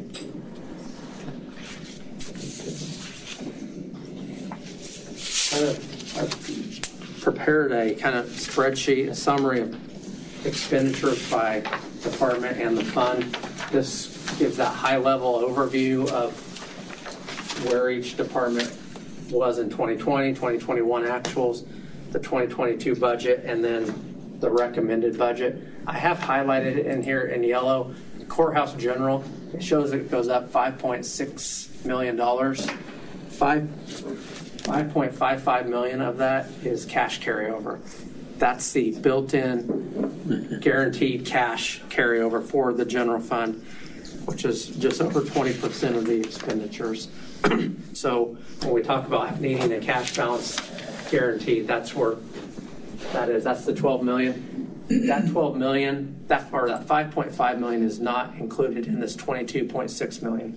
I pulled it out of the equation so you would see the increase just of actual expenditures for the summary on the general fund. So the general fund had an increase of 2.9 million. And the other reason to pull the 5.5 million, it's also in the 22 budget, but the way we do state budgets, it moves from 22's column to 23's. So that's another reason it's not an actual increase in there. It was in current year's budget, it's in next year's budget. So Courthouse General went up 129,000 instead of 5.6 million. General fund went up 2.9 million. Most of these are just increased cost. The sheriff and the jail overtime cost and positions, fully budgeting their positions, and cost of fuel. You'll see information technology, as I had mentioned, went up 164,000. That is a large part of that is the new positions, or 1.5 positions, but then also the cost of software. That's paid out of the IT's department. Public health went down, or that's the ad valorem. It went up in the 579,000, but the ad valorem taxes on the spreadsheet has it going down. The expenditures go up because we're budgeting 100% of the expenditures that we anticipate, even if some of them may get reimbursed by grants. That'll help with cash later on, but that's why there's a difference on the increase in the expenditure, but a decrease in the ad valorem. Bond and interest, that one also has gone up 204,000. That's with all the bond projects we need to pay those. Road and bridge went up 422,000.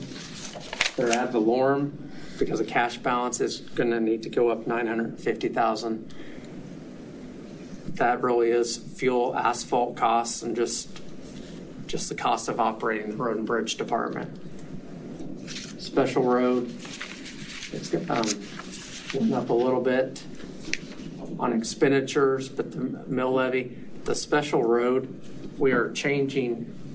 In talking with Don and Leslie, we're going to slowly phase out having that fund. It's by statute, you can levy taxes for special roads, but we have road and bridge, we have special bridge, and we have special highway. So we have enough funds that we don't need that special one just for levying money for a road project. We have other funds to do that with. So for the budget, it's maximizing its expenditures until it goes to zero, but it will not collect any more property taxes. Special bridge, the budget there's the same as current year.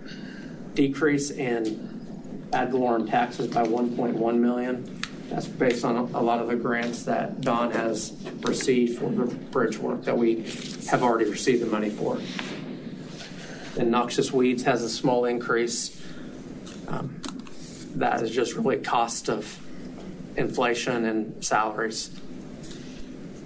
Aging also goes up, but goes down in ad valorem by 87,000 as we're getting a lot of the grant money from the federal and state government. So it's covering a lot of the ad valorem part, even though we have an increase in cost. Employee benefits shows an increase in cost of $1.8 million. But because of cash balance and our health insurance for the current year coming in lower, a little bit of last year and this year, the taxes go down by $1.1 million. The tech and mental health, those are the outside agencies. Those are allocations that have a special fund. Those amounts have not changed. Museum, this one is one where they requested $12,950 more in taxes. So that raises the property taxes by the same amount. And then capital improvements went up by $61,000. Special equipment went up by $533,000. The main reason special equipment went up is we have moved, and Kyle mentioned earlier in his report, but all the vehicles that are separate from solid waste and road and bridge, the other vehicles are all purchased out of this fund now instead of individual departments, which allows for us to create a pot of money for when we trade in vehicles or sell them by auction, and to have all the vehicles listed in one spot for the commission to review and Kyle to oversee when vehicles are purchased. So does that also help you if the vehicle doesn't come in the budget year, that you can keep that money in that fund so that when the vehicle comes in? It will help with having it all in one fund. We can actually move it. Special equipment also has a reserve fund, so we can take the allocation and move it over to the reserve and then pay for it out of the non-budgeted fund when the vehicle comes in, instead of having to double budget for that vehicle. This shows a total increase in expenditures of 8.5%. The ad valorem change is 5.8% increase. Our assessed valuation, I believe, went up 5.2 or 5.3%. The mill levy decrease is 0.06%. That's kind of a quick overview of the numbers, and then the draft budget summary. This is the one that would be the recommended maximum budget that shows each fund and the various mill levies. Solid waste use services, solid waste post closure, all these other funds are non-tax levying, so they're in here to get our total budget at $81,727,000. The amount of taxes being recommended is $26,674,189 compared to $25.3 million for the current year being levied.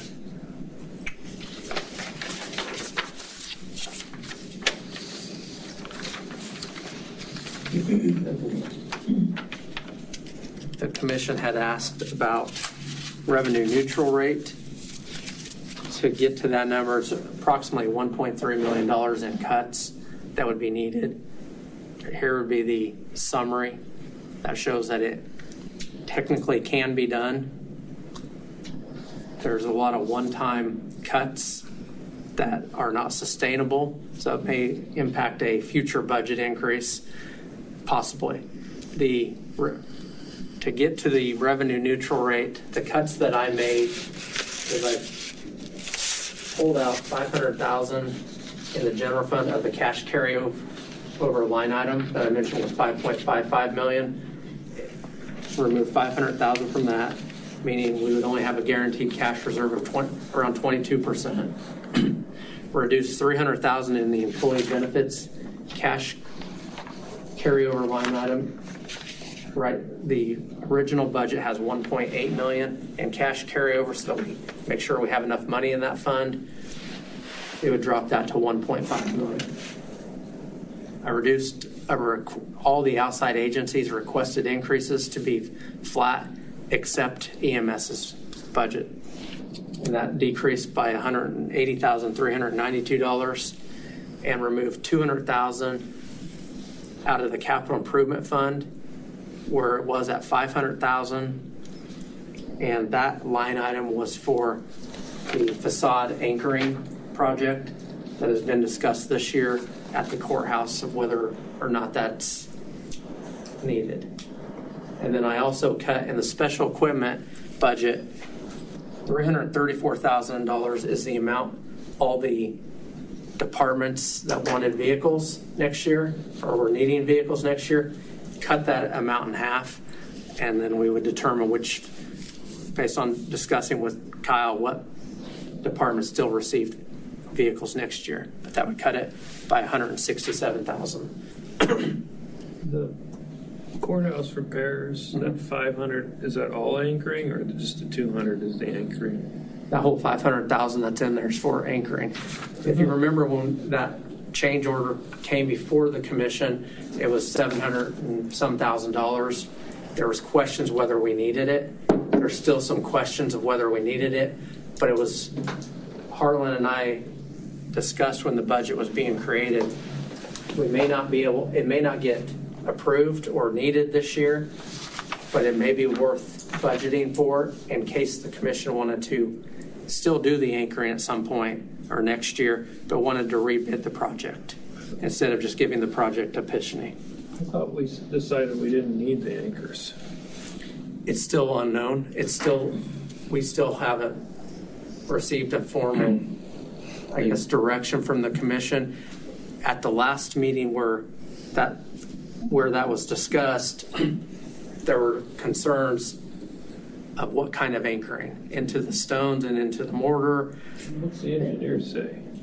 Well, Two different engineers. It depends which engineer. The engineer that we have, that we're using, recommends some anchoring. I don't know how much anchoring. I don't know if it's just certain floors, just the middle part, or the whole thing. That's where we'll get into different numbers. The engineers for the insurance company out of California did not said that it wasn't needed to be anchored. It wasn't anchored before? It is anchored. It still is anchored. It's just the deterioration. Yeah, they're corroding, deteriorating. We aren't guaranteed that if there's an earthquake, if those anchors are going to hold the stones in place or not. So just to be clear on what our job here is today, you're mainly looking for an indication of whether we want to file with the county clerk a mill levy neutral commitment or not. And my recommendation, even if you wanted to go below the revenue neutral rate, we notify the county clerk that you are possibly going above it. And you still have the month of August. We would give Donna the notice by July 20th, schedule a public hearing and a revenue neutral rate hearing for, I think it's the middle or end of August, maybe even early September. And at that point, that's the time you would actually make the decision to approve the formal 2023 budget. And so, while it may be helpful for you to get some feedback on individual items, we have, once we decide on that one item, some general feedback is helpful, but we're going to have a meeting or two more to set the actual budget. Correct. But once we notify the county clerk on that amount that it's going to be, it can't go down below that. You can make changes still, and you can keep going down, but for example, above that.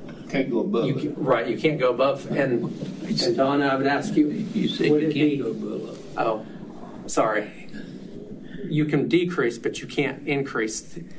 And will you have it listed as each fund's mill levy or just the overall total? It's just an overall. Overall total. So The special districts will be separate, but that'll be overall. okay, so it'd just be this 39.475 would be the maximum. Okay. So you could still make changes in the mean after that. Well, I like your summary. That makes sense to me. The one down there. This one? Yeah. Okay. That's about as simple as I think you can make it. I got one question. Is there any way, so the non-green items are non-tax funded? Below the green, yeah, the ones in the general fund are tax paid. Yes. Oh, those are just totals. Those are, yeah, that's the total. Those are just the departments in the general fund. These are the non-tax levy funds. Is there any way to put a little more of the burden on those funds? The fee-based funds? Like, is all of their employee benefits allocated? They reimburse the employee benefits fund for 100%. They pay. So they help the tax levy funds. What about, is there anything above the line that they participate in today, those departments? These two. Youth services, they receive money from the general fund. Part of the courthouse general money goes to youth services to help cover, offset what they don't receive in collections for the detention center. Is it collections or is it grants? Collections. The state and different entities pay them a bed day. Is it set at a maximum? I think I don't know what our maximum is. We probably could raise it. Well, the state only pays a certain amount, but for other counties, we could probably raise the rate. Why wouldn't we raise the rate to fund the actual costs? I can talk with Shelley to see what the parameters are for that. Could you get a number of how much is coming out of the general fund to subsidize that program? In 23, it's $400,000. Last year, I think it was 600, or current year is around 600,000, I believe. And it may be, let me look in the budget book. Is that the only one that we're subsidizing?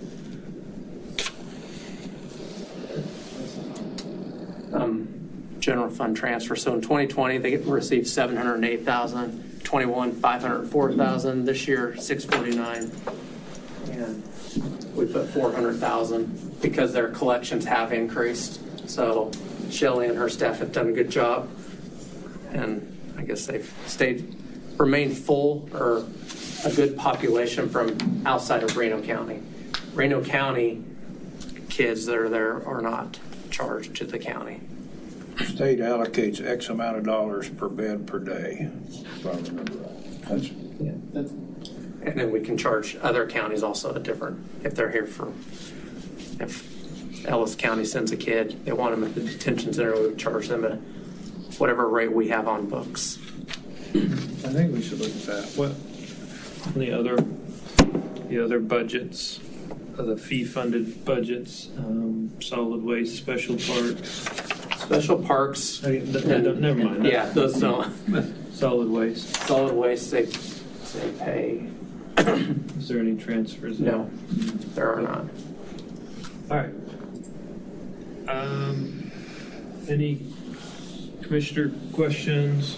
Well, I think I applaud Randy in putting together the information and the documentation behind it.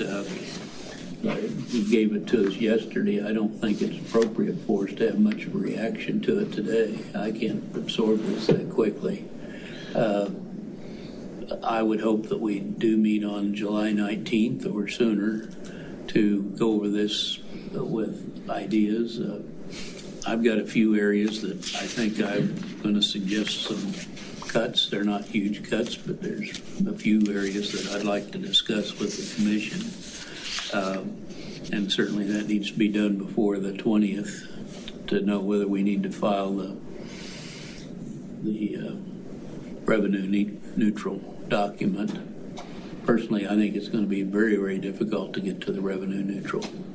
It's impossible.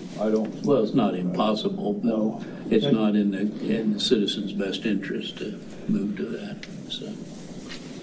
Well, we have a little time if you want to give Randy some specific feedback. I mean, it's going to take more than one round of comments, but I think generally the safe approach that most governing bodies are taking is that they're filing a budget above the mill levy neutral, and you can always come down, right? So if we made that decision today, that would take that off of Randy's. So we set a It maximum. wouldn't make it urgent on the 19th to get that document done. Right. Right, because we could, yeah, especially since Donna explained this earlier, just the total mill levy for the county's budget, that helps a lot. Otherwise, we Just so we're aware, what, do you have a number that you'd recommend for that? Well, that's on this. yeah, this one. 39.475. Is that document in our packet? That one there? It should be. Well, it's not in mine. Is it on the back? No. I'll find it. Okay. You have it? I didn't see it either. Yeah. I think they're trying to keep things from us. It's in the back. So just so we're clear and the public's clear, the 39.475 that you recommended is essentially a mill levy neutral number, so the mill levy would not increase. That's correct. It was down 0.023. It goes down just a hair. So that The 5.3% increase in assessed valuation, we would then absorb that with our costs. So that's the gain that we receive. I mean, I like, again, I personally like the exercise of trying to get lower. I think it's really hard for governments to do it without some sort of pressure. Given this is just a baseline maximum decision, like I could definitely support setting the maximum at not increasing the mill levy and then seeing what we can do in the next couple months. Does that sound good? So you're proposing to have the administration file the documents for a non-revenue neutral budget? Yeah. I mean, I would bring back a resolution probably at the next meeting, if that's okay. That would, the formal announcement, or I guess the information that needs to be sent to Donna would be in a resolution. I mean, I guess just to be clear, I'm not recommending that we necessarily adopt it, but it seems like the prudent step. To be clear, adopt the budget. It's just the next step is setting our max, and then we can work our way down if we want to.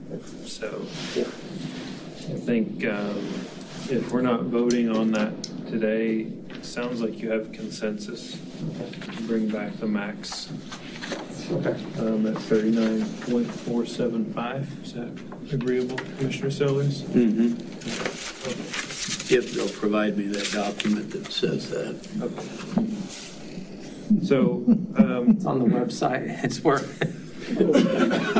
yeah, it was in the packet that I pulled from the website here. So I would, recommend if you have a few things. Give Randy some feedback on his budget while we have a few minutes here, so he can know where you're at. If you have. Well, I think from my standpoint, the quick review, I spent about an hour and a half on this. I don't think we're going to get to revenue neutral, but I think that we can get someplace in between what Randy's suggesting and revenue neutral by taking a hard look at some of the requested budget. And part of that, and it's a small thing, but I'm going to suggest to you that we look at some of our outside agencies. We kind of do the same old thing every year on that, and I'm willing to look at that. I'm willing to look at this building fund for the supports. I personally don't think that we need to do that at this point in time, and then I'd look at the cash carryover. But doing all those things, you're still not going to get to revenue neutral. We had a pretty good discussion. I think Randy would probably agree that we had a pretty good discussion yesterday at the Quad County meeting regarding what the other three counties were looking at. And I would say one thing, that we are very fortunate that we did our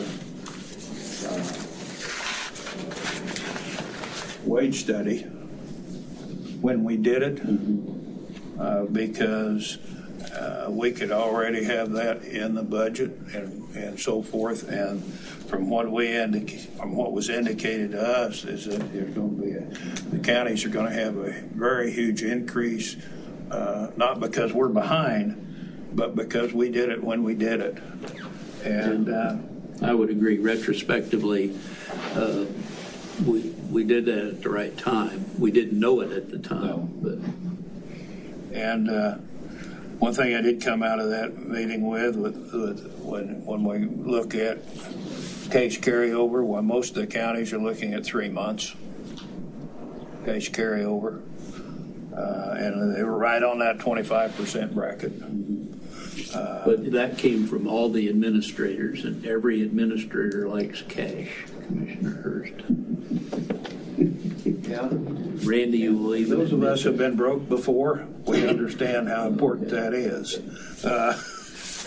Things that come up, and just like the fact that you carry and have that solid base for you is one of the reasons why we got such a great rate on the last bonds we had. For instance, the 43rd Street Bridge went from initially a $1.6 million bridge to a touch over $4 million by the time the railroad got done. There is one item that I think needs to be brought up to our state legislators, and it's a small dollar amount, but nonetheless. In noxious weeds, the state statute says the county has to sell 25% below cost.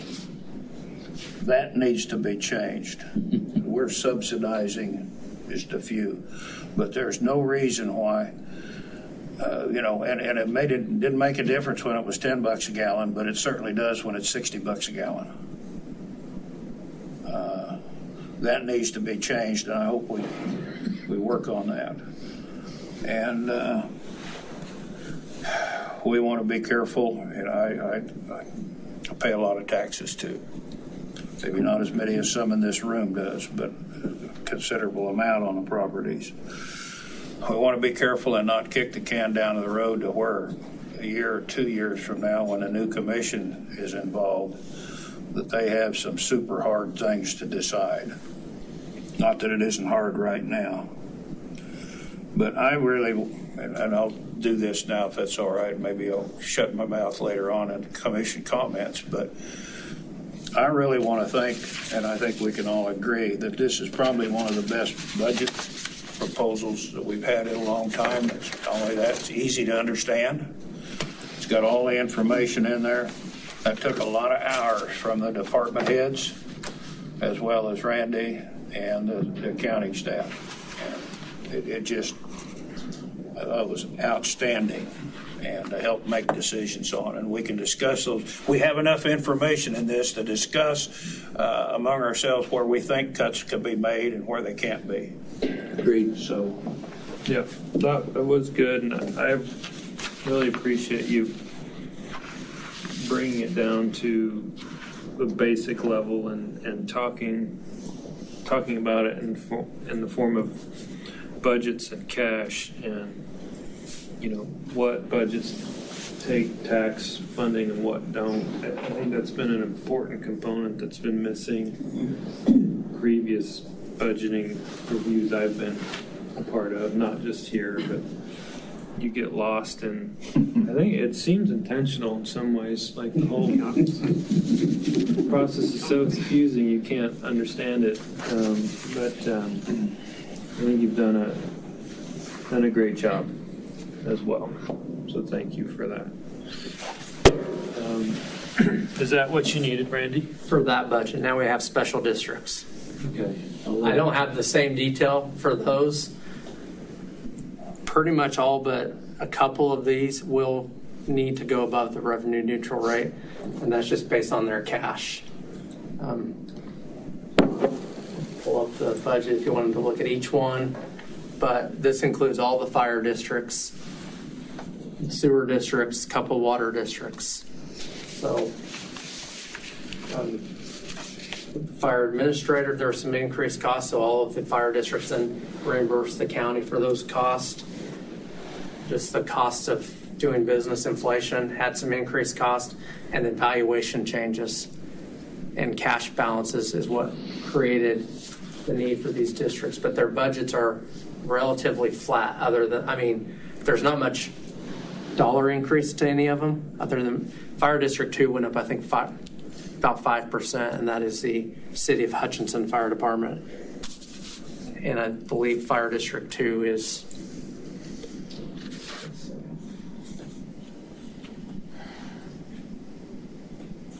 has gone up from 2.4 million this year to 2.6 next year. The amount of the fire district budget, it's about 23% of the city's fire budget is going to be paid for from Fire District 2. As the valuation increases in this district quicker than the city, it will continue to pay more on this with this fire district. This does include bond payments for the new fire station being built on the fairgrounds. And talking with Chief Beer yesterday, he applies for grants as much as possible and it saves the City of Hutchinson and Fire District 2 as much money as he can. And he thinks that after this current station is built, that they'll be good for quite a few years on, because all the other stations have been renovated. So he's just kind of what he was saying was probably in the next 30 years there shouldn't be a new station needing to be built. Okay. This budget would be the same as the county. I would recommend you guys set here's the maximum, and then we'll have the further discussions after you've looked at all the documents about where, if you want to make cuts or changes to them. I will mention on the sewer districts, 201 and 202, Yoder and Habit did increase the cash carryover and transfer to reserve funds because we are having increased costs with that project. And right now, as Don is doing work, there's very little of any money to be spent from those funds to do the work that is needed to get that project up and going. So both those budgets did increase. I feel just the same way I feel about the solid waste. Like, all that needs to go to fees, and those taxes need to be off the tax rolls completely. Is that something we can do? I think you could. Yeah, it would be I think it's possible. It'd be a large increase because if you look at, scroll down there. Well, then why should we pay for this Bueller School sewer line? Well, and that same thing? Yeah, well, no, it's not the same argument because these people are the same people paying the rates generally, unless they don't. There's a mixture of some people pay property tax but may not pay a user fee, and there's other people paying a user fee but they're exempt from property tax. 201 Yoder just kind of showed their user fees right now brings in $3,600, and they have about $34,000 in expenditures. So it'd be a very large increase just in user fees if you wanted to, in the long term, zero out property taxes. It'd be substantial to the, I think, Don, is it 50 customers, 50 users in Yoder? Correct. That's both of them, right? Yes. Yeah, Yoder and Habit together, about 100 customers. But it could be done, and we can work on that. The Habit district, it shows their user fees are $1,900. I don't think, it doesn't sound like you have any objection on setting the rate above neutral to start. So we have fire and sewer pretty much on these, right? Water. There's a couple water districts, but yes, it's mainly fire districts and sewer districts. I think people understand the fire issue. Is there any other revenue to be made there besides, grant funding or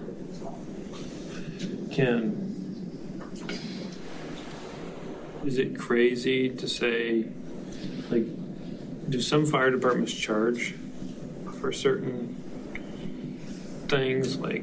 Not the resident, they don't charge the residents.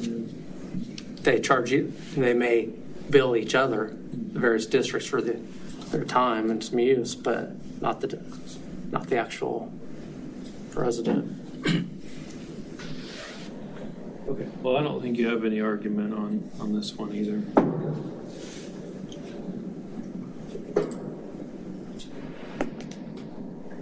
Right. And each of those will be listed, as Donna mentioned, the county clerk, individual, because they are individual districts for the maximum mill levy rate that will be above the revenue neutral. So we'll bring the documents before July 20th. Okay. Any other questions on the budget? Okay.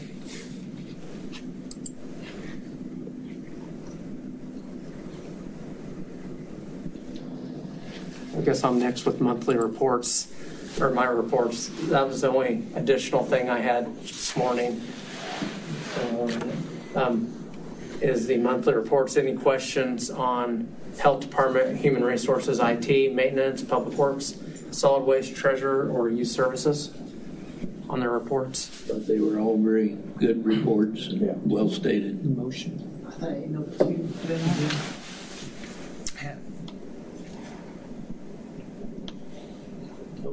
No comments for me. Okay.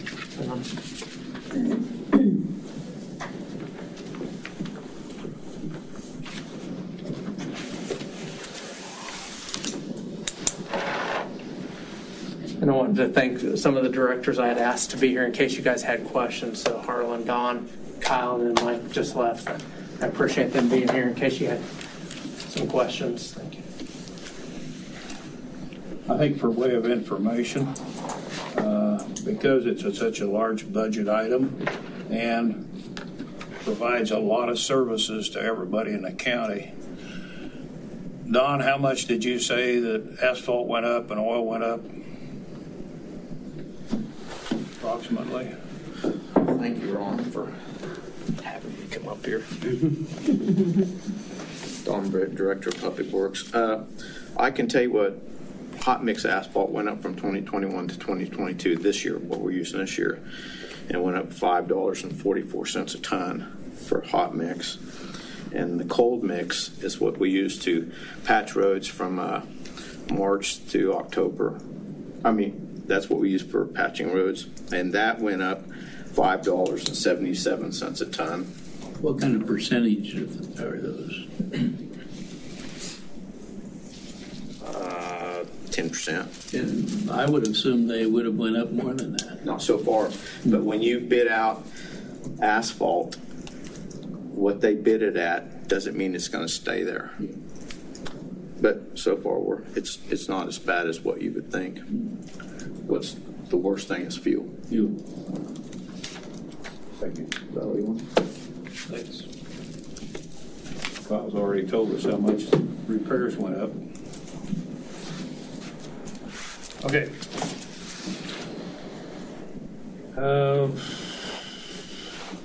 Commission reports, comments, Commissioner Sellers? I enjoyed the Red Cross report. I hope we can do something in the Arlington Bridge opening. And we've been receiving some information that Interfaith Housing wants us to get involved in a project. I think we ought to schedule a study session for that before that goes much further so that everybody's understanding what's being asked.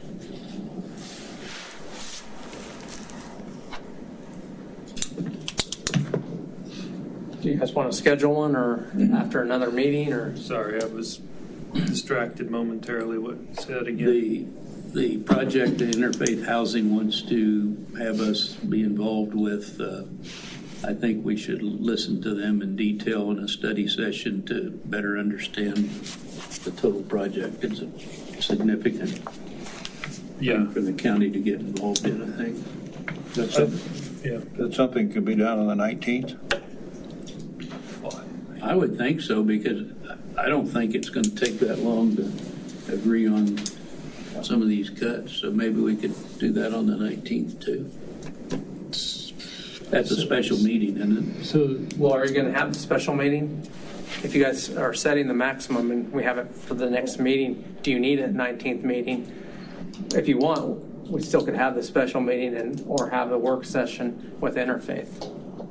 So the interface thing, I mean, you're going to negotiate some of the terms, right? I'm not talking about the COVID money. I'm talking about some information the county administrator sent you on a new project that they're looking into. Okay. Yeah, but there would be a contract or a proposal from Interfaith that Patrick has looked at, and we've talked about making some changes to minimize any risk to the county if the county commission wants to go down that path. Okay. I talked to Clint about it today, and I mean, I think it could all, if you guys want to go that direction, that things are doable, but yeah, it's up to you guys. Well, the commission doesn't know enough about the project to have you create a document. Okay. Well, we'll make sure it's on the agenda in an appropriate time, whenever if it's July or something, we'll get it on there. That's all I have. If we were to have a meeting on, Have it on a regular meeting.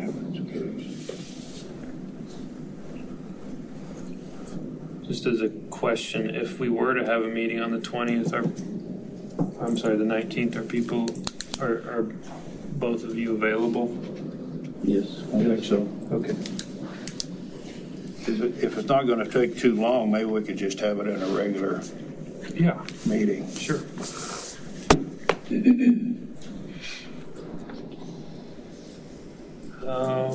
Commissioner Hurst? I was read in the paper, I believe this morning or yesterday, with regarding to motel situations in Hutchinson. And I was glad to see that in my conversation with Aaron Brooks that I had to see them look at another alternative and have a conversation with the chamber and the state fairgrounds to look at potential to assist in making that a destination place. Now, whether or not it ever happened or not, at least that's good conversations going forward. That's all I have. Thank you.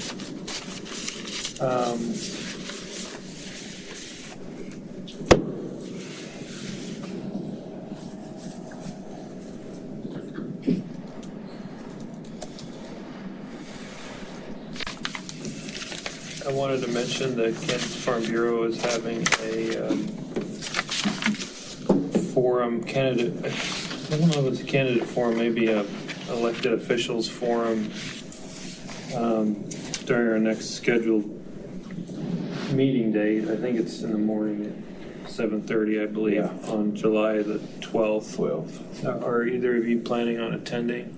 I didn't think I had enough time to go down there to Bassinger's and make it. But if they had it another date, or we changed it to the 19th or something, our meeting, but as much as I think it'd be good to go to, I'm not sure that we have enough time. Yeah. Well, I mentioned the same thing to them, that was our...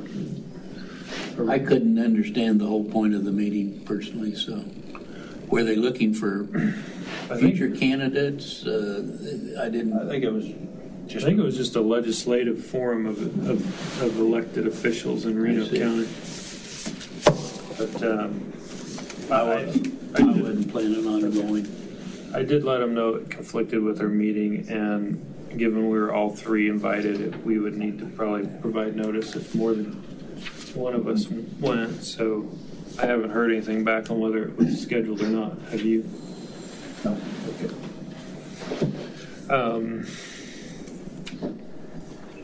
Make sure I don't have anything else here. I think that's it for me. I'd like to make a motion for executive session until 12 o'clock with the county administrator and the county counselor to discuss the subject of performance of one or more non-elected county personnel with the executive session justified by the need to discuss in confidence personnel matters of non-elected personnel. Is there a second? I'll second it this time. Second first.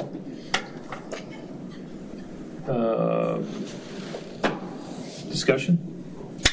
All in favor? Commissioner Hurst, Yes. Commissioner Sellers, No. Commissioner Friesen, Yes.